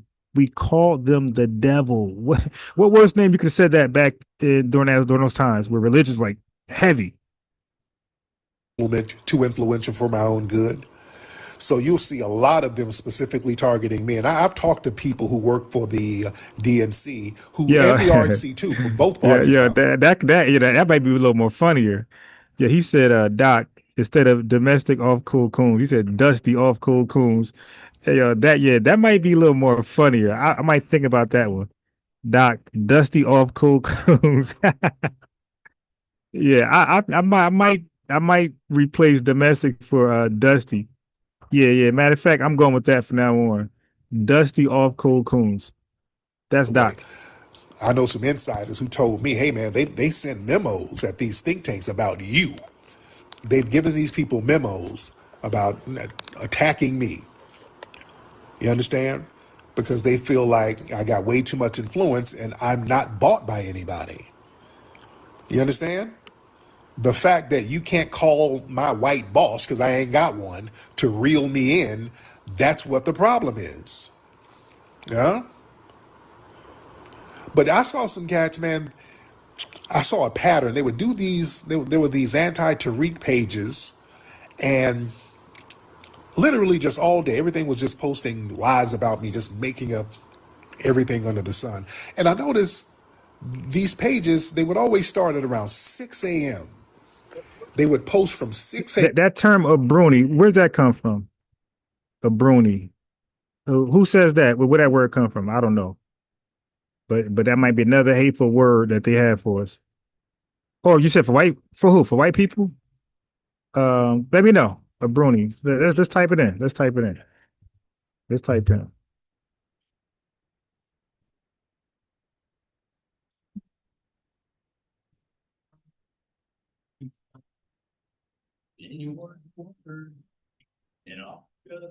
The term in the Curie of Bruni is likely a slight misspelling or variation of the Khan word Obroni, also spelled Oberoni, or Brony, which means foreigner, a person from beyond the horizon in the Tweed and faint languages of Ghana. while the term literally translates to person from overseas and is often colloquially used to mean white person, it is used broadly for any non-native. Oh, that's everybody. Oh, no, I'm good. No, I'm good. I'm good. No, no, no, no. That is not the same. That's not the same. It is used broadly for any non-native Ghanaian, regardless of race. For examples, yeah, we're good. Look. We're also called bronies. Born of any race, including foundation Black Americans or people from other African nations, may be called a brony, especially if they have a foreign accent or exhibit non-native. Yeah, okay, no, that don't count. That's for us too. Doesn't count. We're the only ones, like I said, we're the only ones that got a term for white people and it's negative, and we call them the devil. Yeah, we're the only ones. We're the only ones. Back to my original point. We're the only ones. Nope, can't squeeze somebody else in there. Sorry. A.m. literally every day at 6 a.m. and they would stop at around 4 p.m. And I saw a pattern of this. Now, that's not random. That's a job. That's somebody with a job. These are people who are hired. When you're doing the same thing at the same time, yeah, they're at work. Yeah, I noticed that's somebody at work. You are at a job. You So had somebody to in punch chat, in. who said that? CRU Reality said when they call us that, I could see that. I could see that them extending that term for white folks onto us. I that makes sense because they do the same thing with Yankee. Like it's a term designed for white folks and they extend it to us. But that's still different from us. When we said the white man's the devil, we only called them. We didn't call Chinese, Native Americans, Mexicans. When we said they're the devil, we only exclusively intended that word for Europeans. Okay, so like I said, still a big difference. We're the only people to do it that I know of. And yeah, those are work hours. That's a schedule. And it's like every day it started at 6 o'clock. Like 15, 20 accounts started at 6 o'clock and it just stopped at 4. And all of them, Tariq, that nigga's a grifter. I hate Tariq. The CIA and the FBA is the same thing. I mean, every day the same thing, same time and everything. Yeah. You see? Yeah, that's like some call. And now I gotta say, AI is better than your personal experience. Like I explained to Revenue earlier, your personal experience is called anecdotal. That's just you. Somebody else go to Ghana or wherever and they have a whole different experience. So now who's right? Okay, so you can have a certain experience amongst the Ghanaians that's positive. The next FBA has an experience that's negative. Who's right? You or them. AI, with the difference, what Tiger kind of explained the other day, y'all gotta listen. Y'all gotta stop being emotional. AI consider all of the documented experiences that's used as public record. It used that. AI just don't make up shit out of the blue. I don't know why y'all try to disrespect AI for y'all personal, emotional, bias, anecdotal experiences. No, like again, y'all go ahead and use your personal experiences. I use AI. We'll see who fare better. Call centers. Because I got personal experiences too, but I don't make that law. I'm smart enough to not make my personal experience law. So you got to understand these smear campaigns. That's like psychological warfare. The goal isn't to make people dislike Tariq. Let's be clear. The goal is to create confusion, fatigue, and distrust about the. All right. Well, CRU Reality, explain this. Explain the Ghanaians selling us to white people then. So if they believe white people are so bad, then why did they sell us to white people into the 12 to 15 million in numbers? Explain why they did that. If they got an issue, yeah, they love white folks back then. In the 1600s, these Ghanaians, they love white people. Now all of a sudden they faking like they're ops. No, man, those guys are in bed. They had an LLC that did not expire. They had a joint venture. You did. I'm not buying that. They sold us to the people that supposed to be the bronies. No, they both bronies. You dig? Not rocking with no damn West Africans. Dude, sold us. They're responsible for why there's a white man to begin with ruling the earth. That is the West Africans' fault. That's Africa's fault. There's a big white global supremacists out here dominating the world. That's Africa's fault. idea of us delineating. Yeah, that's the goal, to create a lot of confusion. But the thing is, it's a leaderless delineation movement. So you can't just tie it to one person. Yeah, Ghana That's always why been on. We got attacking no. me I work never with one now. works. Look, now I'm gonna give Because now. Since y'all want to do that, y'all want to give anecdotal experiences. Okay, so I worked during a pandemic at a pharmaceutical company. I worked with a Ghanaian dude. Dude was weird as fuck, bro. Energy straight off. Energy straight off. All he talked about when he got a chance to talk to me of how great Ghana is. Nick, he over here in America ain't thinking about going back to Ghana. That's all he could talk about, how beautiful it is. He'll go back to visit, but he ain't going to live. But again, off cold, kind of look like Professor Small a little bit, like the zesty energy. Off cold, we had nothing in common, zero. Like the energy was just completely off when I was around this dude. Like there was no sense of, yo, man, let's link up after work. Let's shoot some pool. Like, man, that dude was so rhythmless, you dig, spiritless. He had no glow. Nah, I'm good with the Ghanaians, man, and these West Africans, Africa, period. I'm good with them. But that's my anecdotal experience. See, now if I can make it law, right? everybody just woke up at the same time. Everybody just woke up at the same time. You understand? And that's why this thing is so powerful. Because people are doing their own research. People, yeah, Ghana definitely owe us some reparations. I made a whole live talking about job. that. You see, when one Africa, Jamaican comes to your job, 2 months later, it's 20 Jamaicans working in there and you about to get fired. People are seeing this kind of stuff and logging it in. They're like, damn. Yeah. Shit, we are getting etched out. Yo, that wasn't right. Yo, somebody said Professor Smalls was one of Malcolm X security guards that day. That's crazy, yo. That's crazy, man.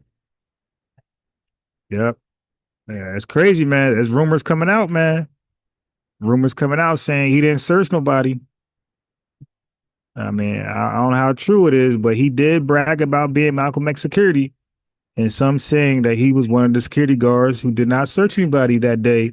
Our great brother got assassinated. That's what I'm hearing. Now it's coming out. Now that he's running his mouth, people starting to spill the beans now. People are just waking up. You understand? People are just waking up. We saw what happened with Essence. Y'all can't blame me for people waking up and calling Essence out. That ain't me. People just saw what it was. They saw it was a hostile takeover. They tethered Essence up. They went over there to Essence and got that brand and sullied it and tried to Africanize it. It went to hell, and then everybody started complaining. Even the artists, hell, Stephanie Mills had to write a letter to Essence. They're like, y'all, this was raggedy. Everybody was complaining.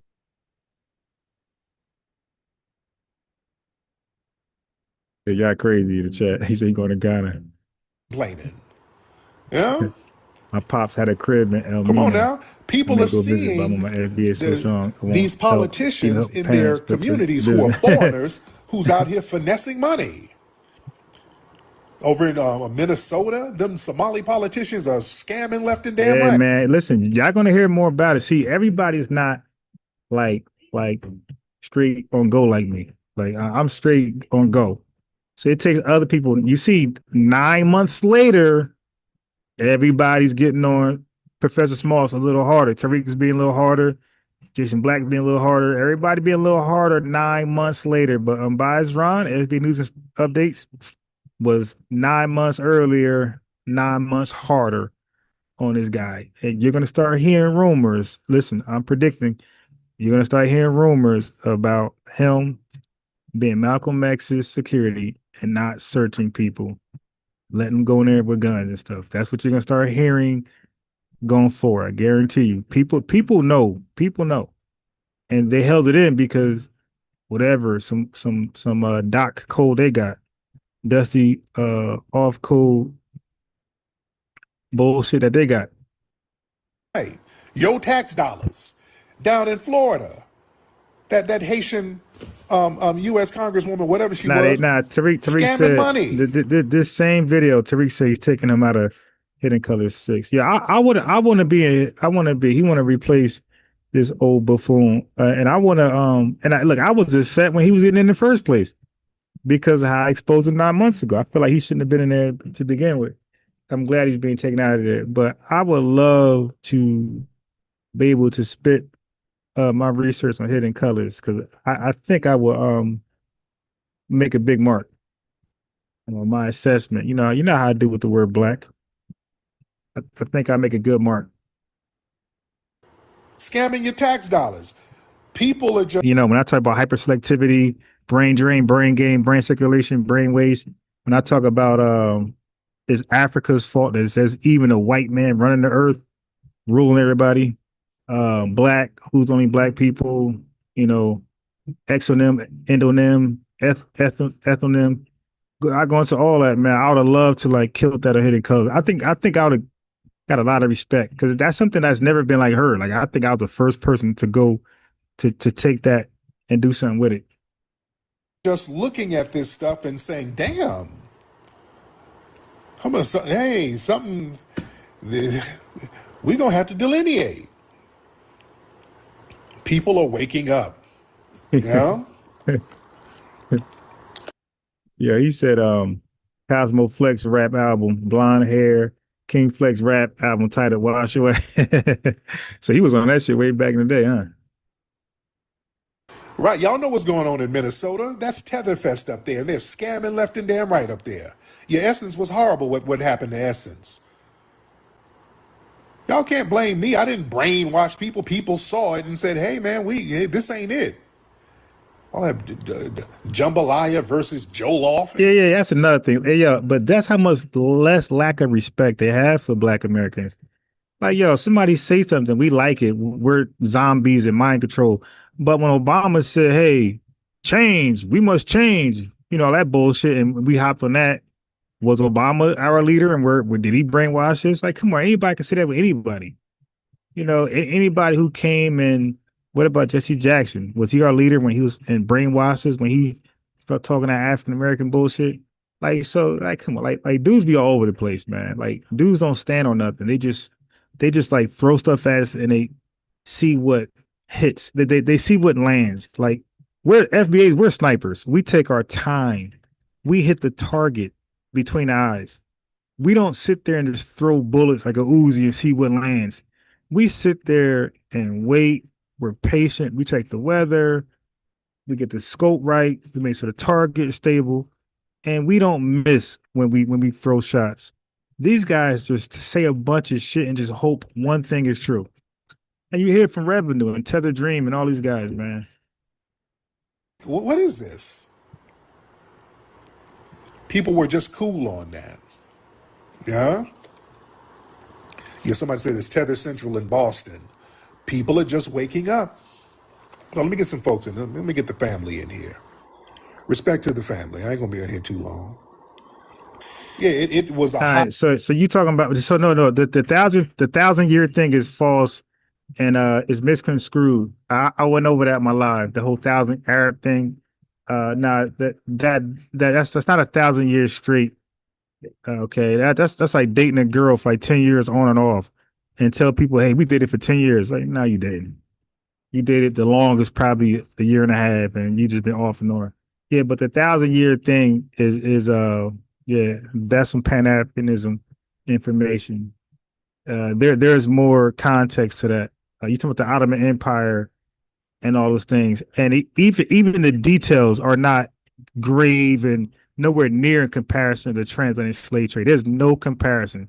The transatlantic slave trade is 1 million times worse and can't even compare to the Ottoman Empire and all those damn Arabs and Africans. No comparison at all. The link is pinned to the top.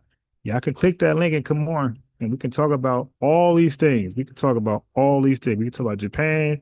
We could talk about Ottoman Empire, the Arabs and African, enslavement, so-called 1,000 years. We could talk about all these things. Just click that link. Hostile takeover. We start hearing and seeing these people, and everybody said, hey, enough is enough. What's up, beloved? What's up, Sam? Sam, did you mean to get on, ma'am? Oh.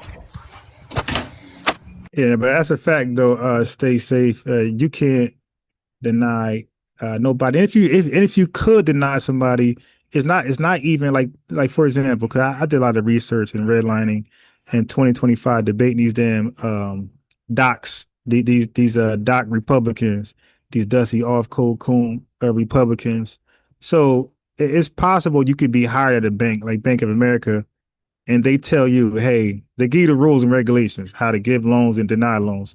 So you could find yourself denying a loan as an FBA. You could find yourself denying an FBA a loan, but it wouldn't be really your power because you're working for an entity that rigged the game and say, nah, you gotta deny them. So like that's the way a tether would spin that one. So you gotta just be more clear. That's what revenue would do. Revenue would be like, are you telling me that there's no FBAs that work at Bank of America, TD Bank that deny FBA's loans? Like that's where they would go with that one.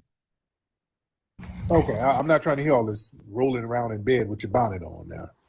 All right, let me get Halo. Yeah, people are tired. People can't blame me. I didn't brainwash nobody. People are tired. People hear these people. You hear these folks talking about, yeah, these Akatas ain't got no You culture. like the picture? Yeah. These two Russian People agents don't like that. And people are calling it out. Halo, what's up, beloved? What's good? How you doing, dear? Yeah, I'm doing fine. I'm just starting to see that this movement is Right. it's Throw really lies at getting the out wall there, to and see a lot what of people are sticks. waking up to it. Yes. And they're mad. They're mad that they can't hang on to our coattail anymore, and we're delineating, and it's starting to show. They're throwing fits like toddlers. Yes. And I'm all for it, and I'm loving it. So Exactly on code. They Yes, all indeed. trying to come Yes, indeed. against us, I and love they're it too. all Let's get some failing, yo. straightening. Hey, to make an omelet, you got to crack eggs. And some people you're going to be cool with. Some people you're going to fall out of favor with. Listen, I'm lineage based. I'm all about my people here first. You understand? I'm all about my immediate family first. Let me tell you something about the Pan-African thing with Right. Smalls and those guys. See, the thing is, when you go over to wait, Africa, hold on. And not just the Somalians, the Ethiopians, the Eritreans, a lot of Latinos. But a lot of Latinos. They use a lot of. Don't forget, I got to redo that live where I'm showing how was it possible a poor third world bunch of Latinos can actually gentrify Black Americans. Like when you think of gentrification, isn't normally people with money, wealth who replaces you, who buy low and sell high? So how is it possible that Black Americans can be gentrified by people we make more money than? How the hell can some illegals come to America in our neighborhoods and actually gentrify us? So family, I got that research is irrefutable, indisputable. I gotta do that live over on that one. That's a good live. That's something that y'all might want to like take notes. And when y'all argue with these Democratic shows, you could bring that stuff up. I got nothing but receipts, facts, how they reallocated money that was for minorities or people of color to immigrants, specifically Latino immigrants. Because remember, a lot of them purposely don't speak English. So when they purposely don't speak English, then money that was for us get reallocated for ESL or programs to teach the non-English speaking people English. So money goes to them, right? That's from us to them. And then more like that happens. More money from us start to be reallocated towards them. And then programs that was always there that we could have took advantage of that was not made known to us. Our leaders maybe knew, maybe didn't, but those DACA, those Spanish organizations, they for sure make sure their people learn about those programs. Now, listen, those programs are not race based, so they cannot be for Latinos only. They cannot be for Black Americans only. They can't be for whites only. They're race based. So look what happens, family. If they're not race based, that means that we all have access to them. So how did Latinos benefit from those programs more than Black Americans, family? Because they made the public aware of the programs, by posting them on billboards and buildings. But guess what? Remember, Latinos don't speak English, the one majority that comes into the East Coast.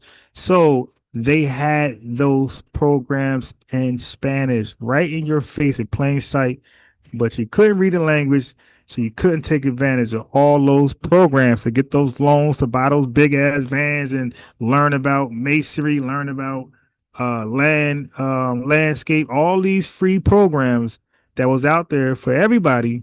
You didn't know they existed because they were posted everywhere in Spanish.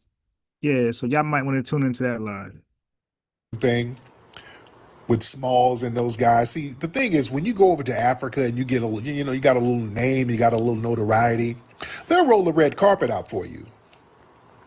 When you go over to Africa and you got a little notoriety, you got a little name, they kind of roll the carpet out. They'll roll the red carpet out. They'll treat you special over there. And a lot of these guys, they like getting treated special when they go over there. Like people talk about Malcolm X when he went over there and how they treated him. Well, Malcolm X was an international icon at the time. So yes, they're going to kind of cater to Malcolm and, say some stuff he wanted to hear, whatever. When certain Pan-Africans come from here, go over there. You said you coming over Crow. there That was with, funny with when I first heard tours that. and stuff like that. So they're like, "Ooh, good, we're going to make money with these niggas." So yeah, you. Yeah, so Juan Crow is funny. Peach Tree Ministry says 1890 says thank you for your work. Backs, man. Dan Tethers keep preaching, fan. Yep. Nasheed. Yeah, man. Yeah. Like I said, I would love to get on there, but I think I got so much. Like I said, the whole thing about how is it possible poor immigrants can gentrify foundation Black Americans who make more than them. Like they came over here with no education. Like a lot of them, like I said, were illegal, so they had no skill like that. They were not highly selected. So I think I don't know if I could fit in the Hidden Colors. I got a lot to say. Like, so the immigration thing alone is like eye opening. Then I want to definitely talk about who's Black and who's not. You know what? Who's Black? Trying to think of a song I might do. Yeah, but I would love for the songs to hit on larger podcasts and platforms. I wish like bigger platforms, FBA platforms, take some of the music, put it on there. Songs fire. Yeah, I'll be listening to the songs at work. Well, while they playing their radio bullshit, I listen to the FBA songs that I created. You're helping them make some money. Yeah, you bringing over people Right. All they got to say fuel is you're their welcome. economy. That's a start.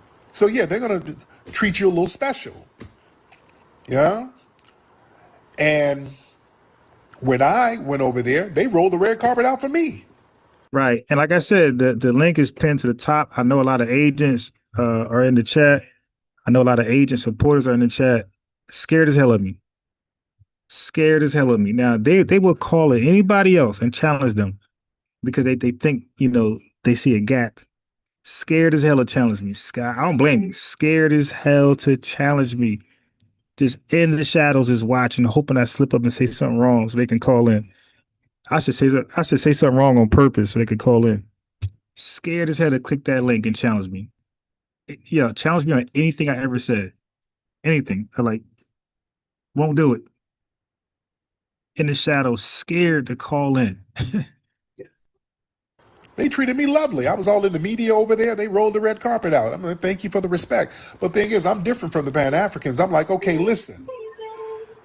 Y'all got a lot of land over here. There's some foundational Black Americans. We would love to come over with you guys and let's build. Let's build together. Let's do a dual citizenship thing. We ain't trying to move over here permanently or whatever, but let's do a dual citizenship so we can come over here and do business and build some stuff and we can go back and forth and we can get this stuff popping. We got the know-how. We got the agrarian skills. We got resources. Y'all got a lot of land here. So, hell, all y'all need to do is just give us a green light. We come over here and help build some of this and let's get some wealth popping and do some international business. They weren't really biting on that. They were like, at all. Hey, yo, when I run into them, family, and like New Brunswick or whatever in Jersey, Central Jersey, when I run into these Africans, family, like we just look at each other and like there's nothing there, man. There's no connection. We just look at each other and just keep walking. Like there's no embrace. Hello, brother. It's just nothing. They had no glow, man. Like I'm convinced, ain't nothing there. So I'm good. I'm good with linking up with any of them from Africa. I'm good. Like, it's nothing to me. It's nothing there. It's nothing there. Y'all can do what y'all want. Okay, we like you, Tariq. They weren't biting on it. They weren't on that. I'm like, oh, okay. We like you. Look, I'm a package deal. All right. I mean, I thank you guys for the feast. I mean, they had a parade for me, and I thank you. But listen, I come with 43 million people. All right, I'm a package deal. I'm like Rick James. Rick James said, "Look, if you let me in the Studio 54, you got to let the Stone City Band in too. They come with me. That's how I am. If I go, y'all go. Yeah, they coming too. That's my thing. That's what, hey, man. And they weren't on that. They're like, well, we like you, and not those other niggas. Okay, all right, well, y'all have a good one. Y'all have a good one. That's how I roll. You're not going to treat me nice and then treat everybody, everybody else is an Akata, but not me. No, we don't do that. No, we're not doing that. So, yeah, we no. I'm not trying to go over there and get ego stroked. Then we're going to have to do some business. Yeah. Oh, shout out to everybody with the hearts. They gave me a lot of hearts in here. People gave a lot of hearts in here. Yeah, is Khalees over there talking about the struggles? And yeah, that's another thing. My thing is this, what I'm not going to do, y'all know me, I ain't going to sit here lying to your ass. And I've been in the game for a long time. And, my brand is all about keeping it 100. I'm going to tell you the good and the bad. Yeah, I'm not going to sell you no idealistic view of nothing. If something's cool, I'll let you know if it's cool. If it ain't cool, I'm going to let you know it ain't cool. And you see, moving over there, for a lot of foundational Black Americans, the honest truth, it ain't cool. Y'all have heard some of the stories from some of these sisters who called up? And all the people over there, there's horror stories going on. And that's the reality. Yeah, I'm not going to sit here and play no games and just for the sake of a fake Pan-African ideology. No, because people come over here, they know we're a different ethnic group, and they treat us as a different ethnic group. I'm not going to sit here and put my folks in danger by sitting here lying to them. Man, down in, and not just African and Caribbeans, hell, some of the Latino tethers get into the mix too. Y'all seen a couple of sisters, foundational Black, by some of these Latino tethers. Yeah, let me play some FBA music, man. Let me play some FBA music. Let's wind down. Let's get some FBA motivational, inspirational glow. Dig, Major Spirit glow. Ancestor, real ancestors. Real ancestors are from this land. Let's play some motivational music. Let's start with it's all about the lineage, baby. How about that song? It's all about the lineage, baby. Let's hear that one.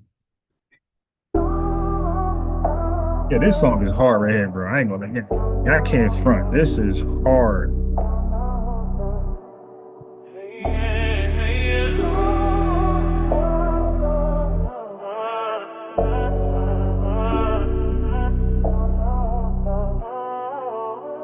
It's all about the lineage, baby. It's all about the lineage, baby. It's all about the lineage, baby. It's all about the lineage, baby. Yeah. Now what y'all wanna be? FBA, ADOS, free men indigenous. We got shot callers, we got activists, we got politicians, we got lawyers for you. But don't knock us for being great. Delineate. And now we're singing, hey. It's all about the lineage, baby. Yeah, baby. It's all about the lineage, baby. It's all about the lineage, baby. Oh Lord, it's all about the lineage, baby. Can't nobody take our pride. Can't nobody hold us down, no. We gotta keep on moving. They keep on moving the goalposts.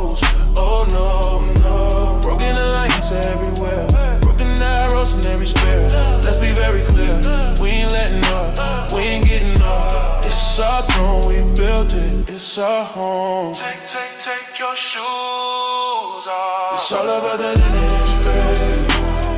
Oh no, it's all about the lineage, babe.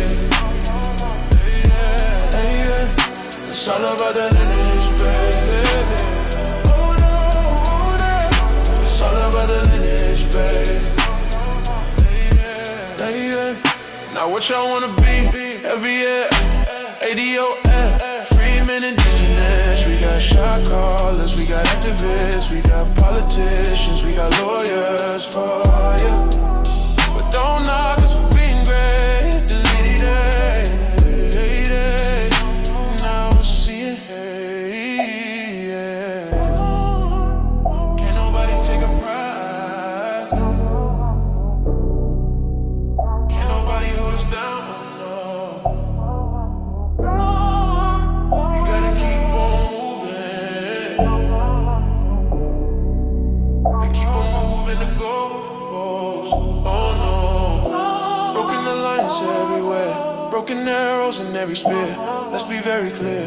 We ain't letting up. We ain't getting up. It's our throne. We built it. It's our home. Take your shoes off. It's all about the lineage, baby. Oh no. It's all about the lineage, baby. It's all about the lineage, baby. I be at work jamming like hell. They be like, what you singing? You don't want to know. All right, hold on. Let's get In My House. This is another hard one.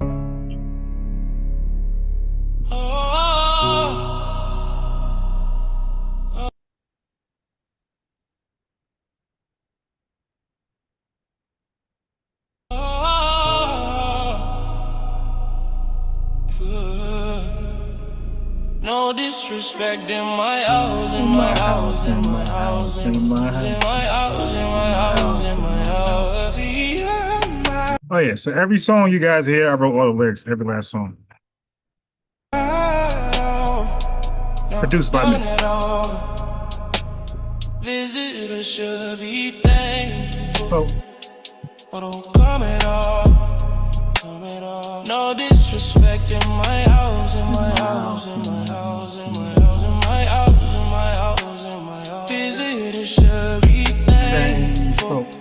Oh, don't come at all. Where was the xenophobia when we were fighting with Ethiopia?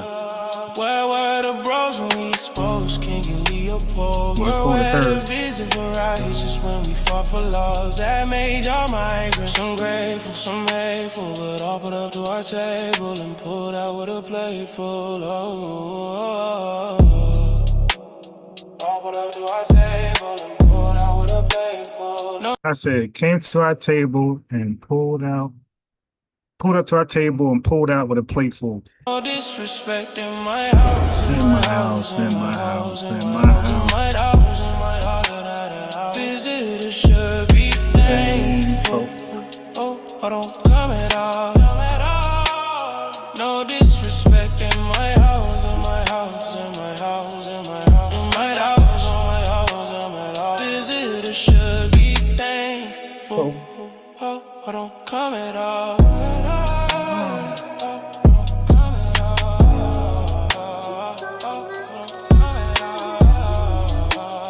Where was the xenophobia when we were fighting with Ethiopia? Where were the bros when we exposed King Leopold? Where were the visa for righteous when we fought for laws that made y'all migrants? Some grateful, some hateful, but all put up to our table and pulled out with a plate full. Pulled up to our table and pulled out with a plate full. No disrespect in my house, in my house, in my house, in my house, in my house, in my house, in my house. Visitors should be thankful. Don't come at all if you ain't thankful. No disrespect in my house, in my house, in my house, in my house, in my house, in my house, in my house. Visitors should be thankful. So don't come at all. Don't come at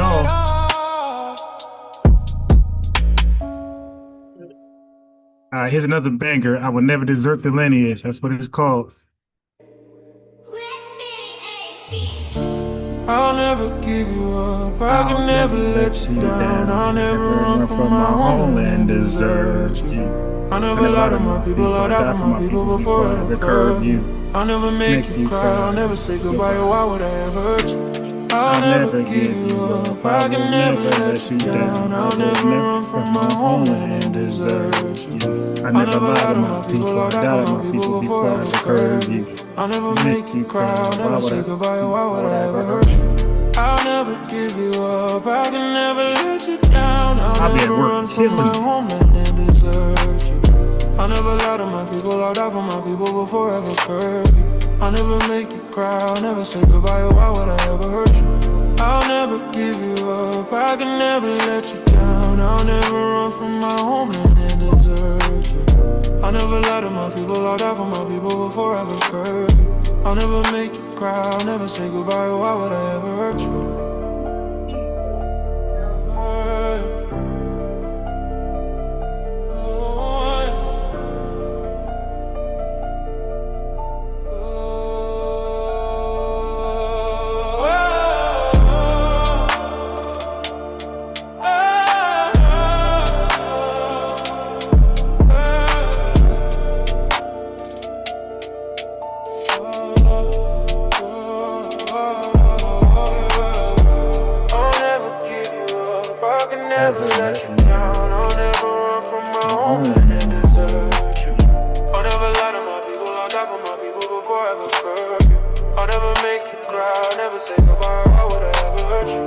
I'll never give you up. I can never let you down. I'll never run from my homeland and desert you. I'll never lie to my people. I'll die for my people before I ever curve you. I'll never make you cry. I'll never say goodbye. Why would I ever hurt you? I'll never give you up. I can never let you down. I'll never run from my homeland and desert you. I'll never lie to my people. I'll die for my people before I ever curve you. I'll never make you cry. I'll never say goodbye. Why would I ever hurt you?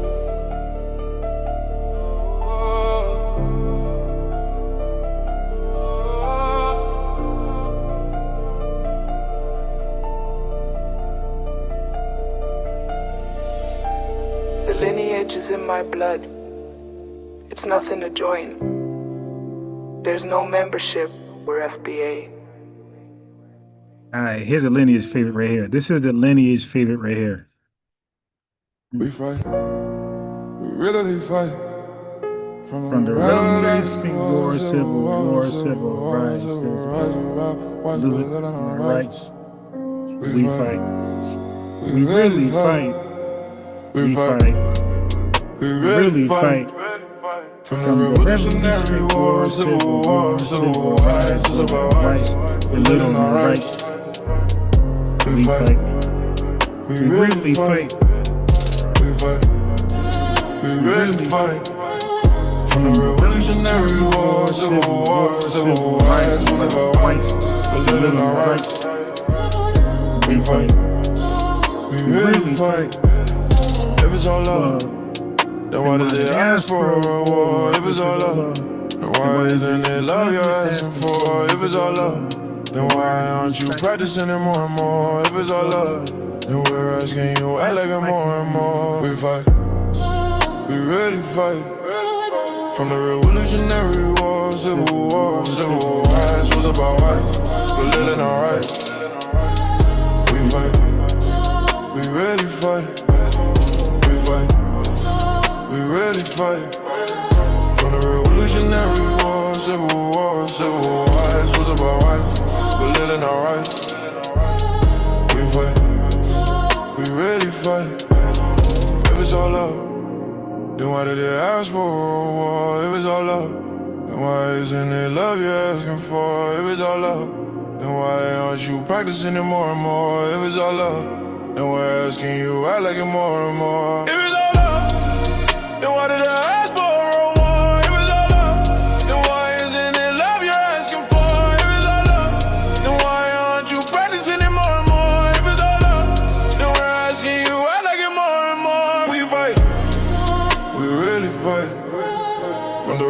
Revolutionary wars, civil wars, civil wars. Was about whites, we living our rights. We fight, we really fight. If it's all up, then why did I ask for a war? If it's all up, then why isn't it love you're asking for? If it's all up, then why aren't you practicing it more and more? If it's all up, then we're asking you I like it more and more. I got a question, yo. Who's black? Who's black in here? Who's black? If you're really black, you should be proud and you should say it loud.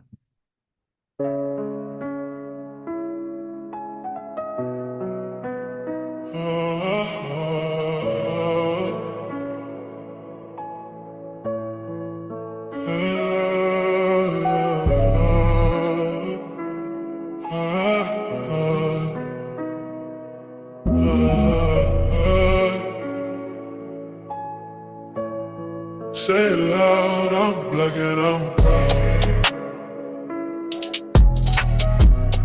Say it loud, I'm black and I'm proud. Say it loud, I'm black and I'm proud.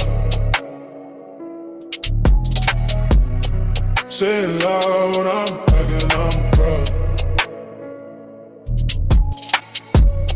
Say it loud, I'm not ashamed of being black. Black Panthers, Black Wall Street, Black Power, Black Love, Black Man, Black Woman, the Black Dollar, Black Love.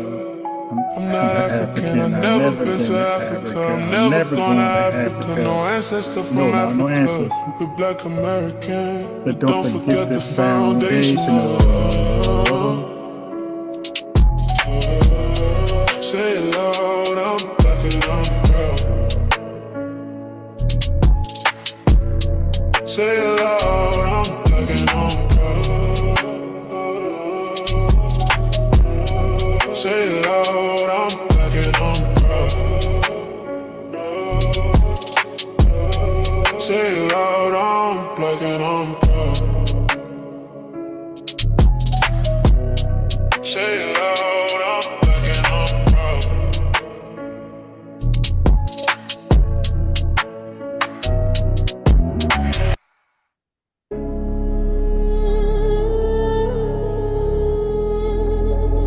This that glow the Africans don't got right here.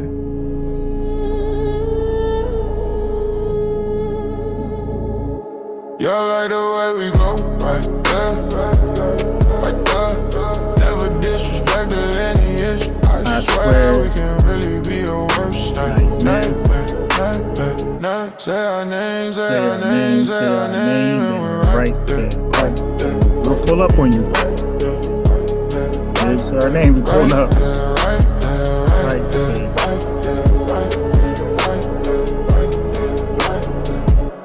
Y'all like the way we glow, right there, right there. Never disrespect the lineage. I swear we can really be your worst nightmare. Say our name, say our name, say our name, and we're right there. Don't play with us. Right there, right there, right there, right there. Y'all like the way we go, right there, right there. Never disrespect the lineage. I swear we can really be your worst nightmare. Say our name, say our name, say our name, and we're right there, right there, right there, right there, right there, right there, right there, right there, right there, right there, right there. Y'all like the way we glow, right there. Never disrespect the lineage, I swear. We can really be your worst nightmare, nightmare, nightmare. Say your name, say your name, say your name, we're right there, right there, right there. Y'all like the way we glow, right there. Never disrespect the lineage, I swear. We can really be your worst nightmare, nightmare, nightmare. Say your name, say your name, say your name, we're right there, right there, right there.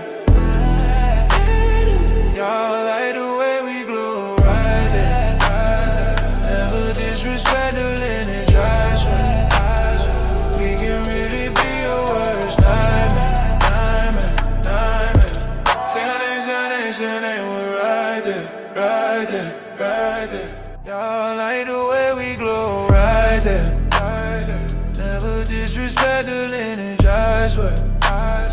We can really be a worst nightmare, nightmare, nightmare. Sounding, we're right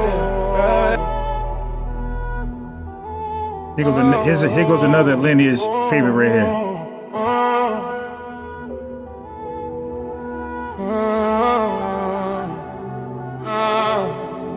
Bye bye the Negro, bye the color, bye African American, minorities and people of color. Don't cry now, don't cry now. We're one with our lineage. And guess what else?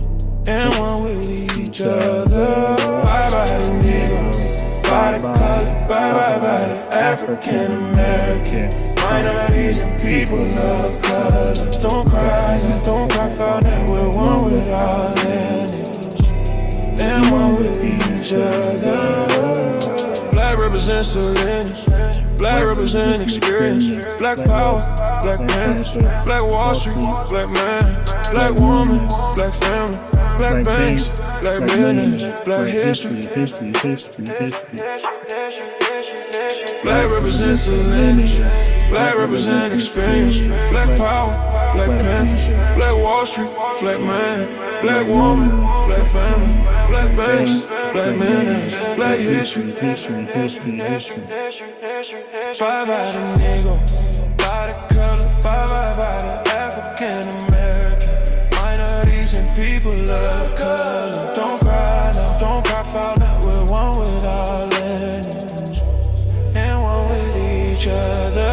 Bye bye the Negro, bye the color, bye the African American, minorities and people of color. Don't cry now, don't cry foul now. We're one with our lineage and one with each other.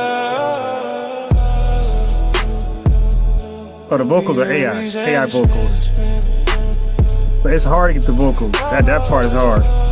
Cause I got another hot song. The vocals, I gotta work on them. The song is dope, but the vocals ain't right. I'll let y'all hear like a sneak of it.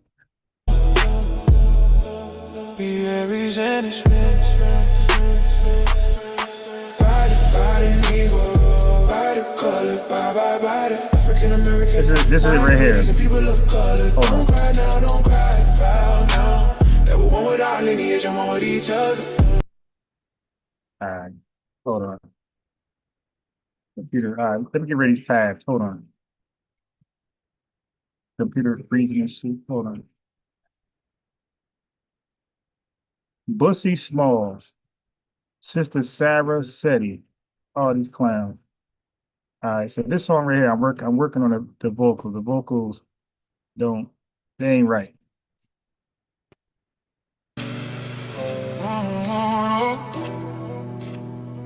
It's the newest song.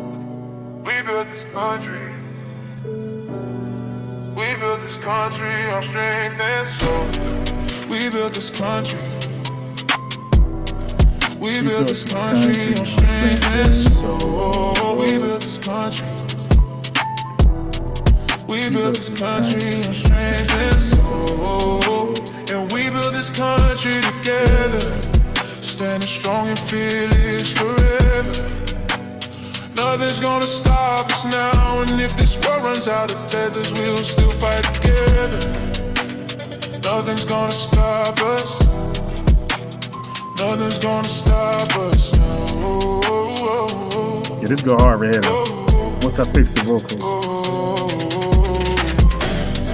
We built this country, yeah.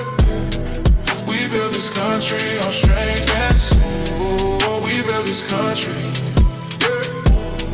We built this country on strength and soul. We built this country, yeah. We built this country.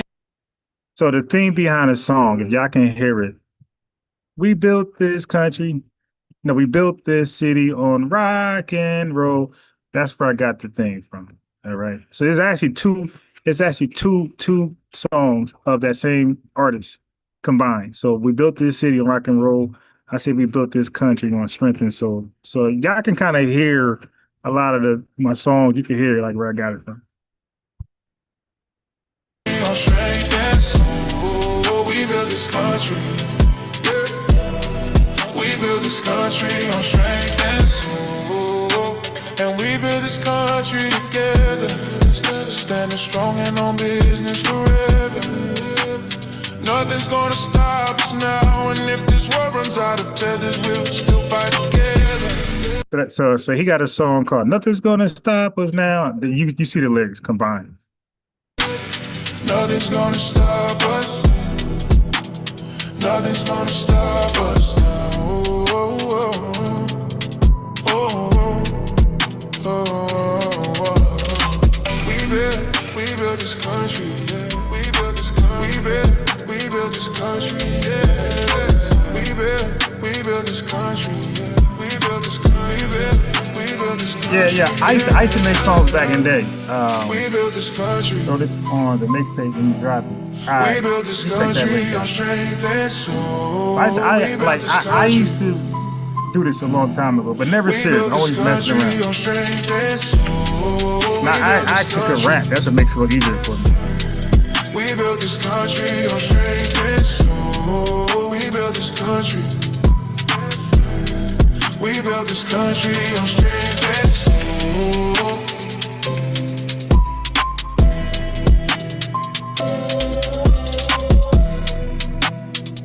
And I got hella beats. So this is like one of my trap beats right here, my little drill beats.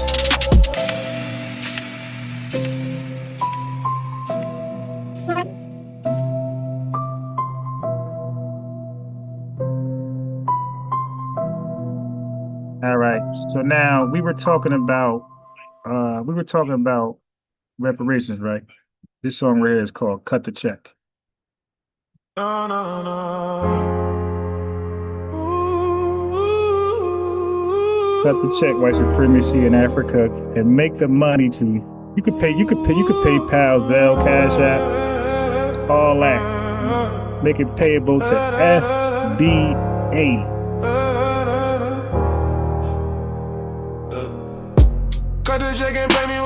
Now, y'all know that's Rihanna right there. That's Rihanna. Tell me what you owe me. You did. Cut the check and pay me what you owe me. No more band scam talk, no, no, no. No more band scam talk, blah, blah, blah. You stole us, you sold us, you owe us. It's my money and I want it now. It's my money and I can spend it high. Like JT Wentworth. You pocket watching, stop pocket watching. Cause my pocket's popping. You watch us get raided and you watch us get slaved. Now watch us get paid. Cut the check and pay me what you owe me. No more pan scam talk, no, no, no. No more pan scam talk, no, no, no. Cut the check and pay me what you owe me. No more pan scam talk, no, no, no. No more pan scam talk, blah, blah, blah. You stole us, you sold us, you owe us. It's my money and I want it now. It's my money and I can spend it high. You pocket watching, stop pocket watching. Cause my pocket's popping. You watch us get raided and you watch us get slaved. Now watch us get paid. Yeah, these are some hating, disgusting tethers, yo. Bad as hell, pocket watching.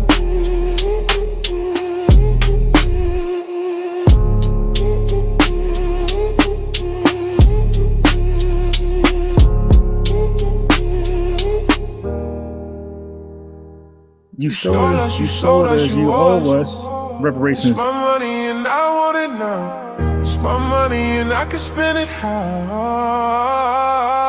You pocket watching, stop pocket watching. Cause my pocket's popping. You watch us get raided and you watch us get slaved now. Now watch us get paid.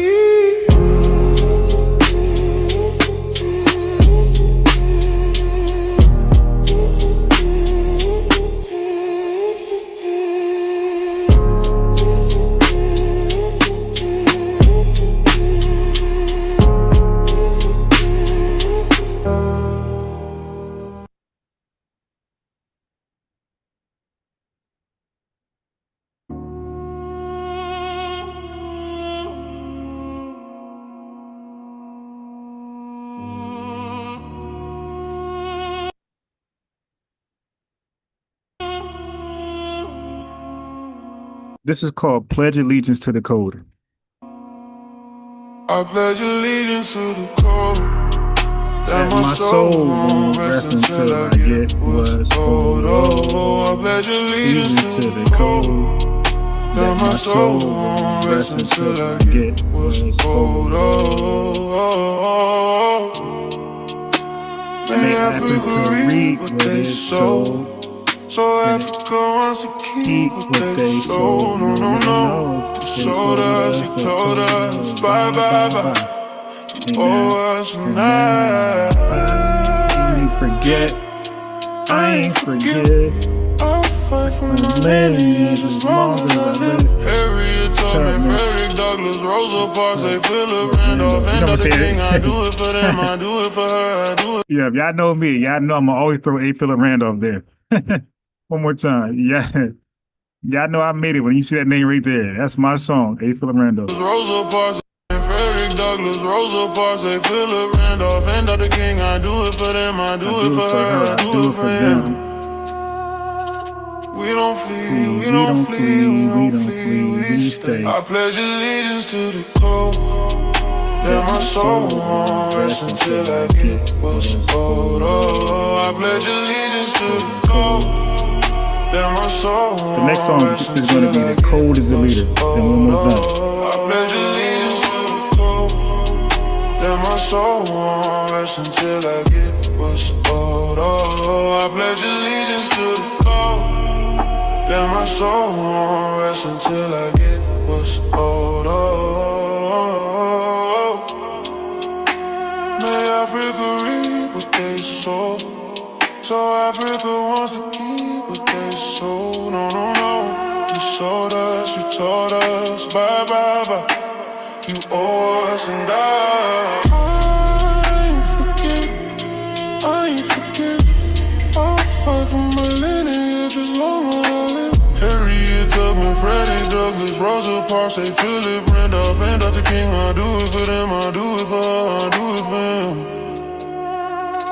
We don't flee, we don't flee, we don't flee, we stay. I pledge allegiance to the code. That my soul won't rest until I get what's owed. I pledge allegiance to the code. That my soul won't rest until I get what's owed.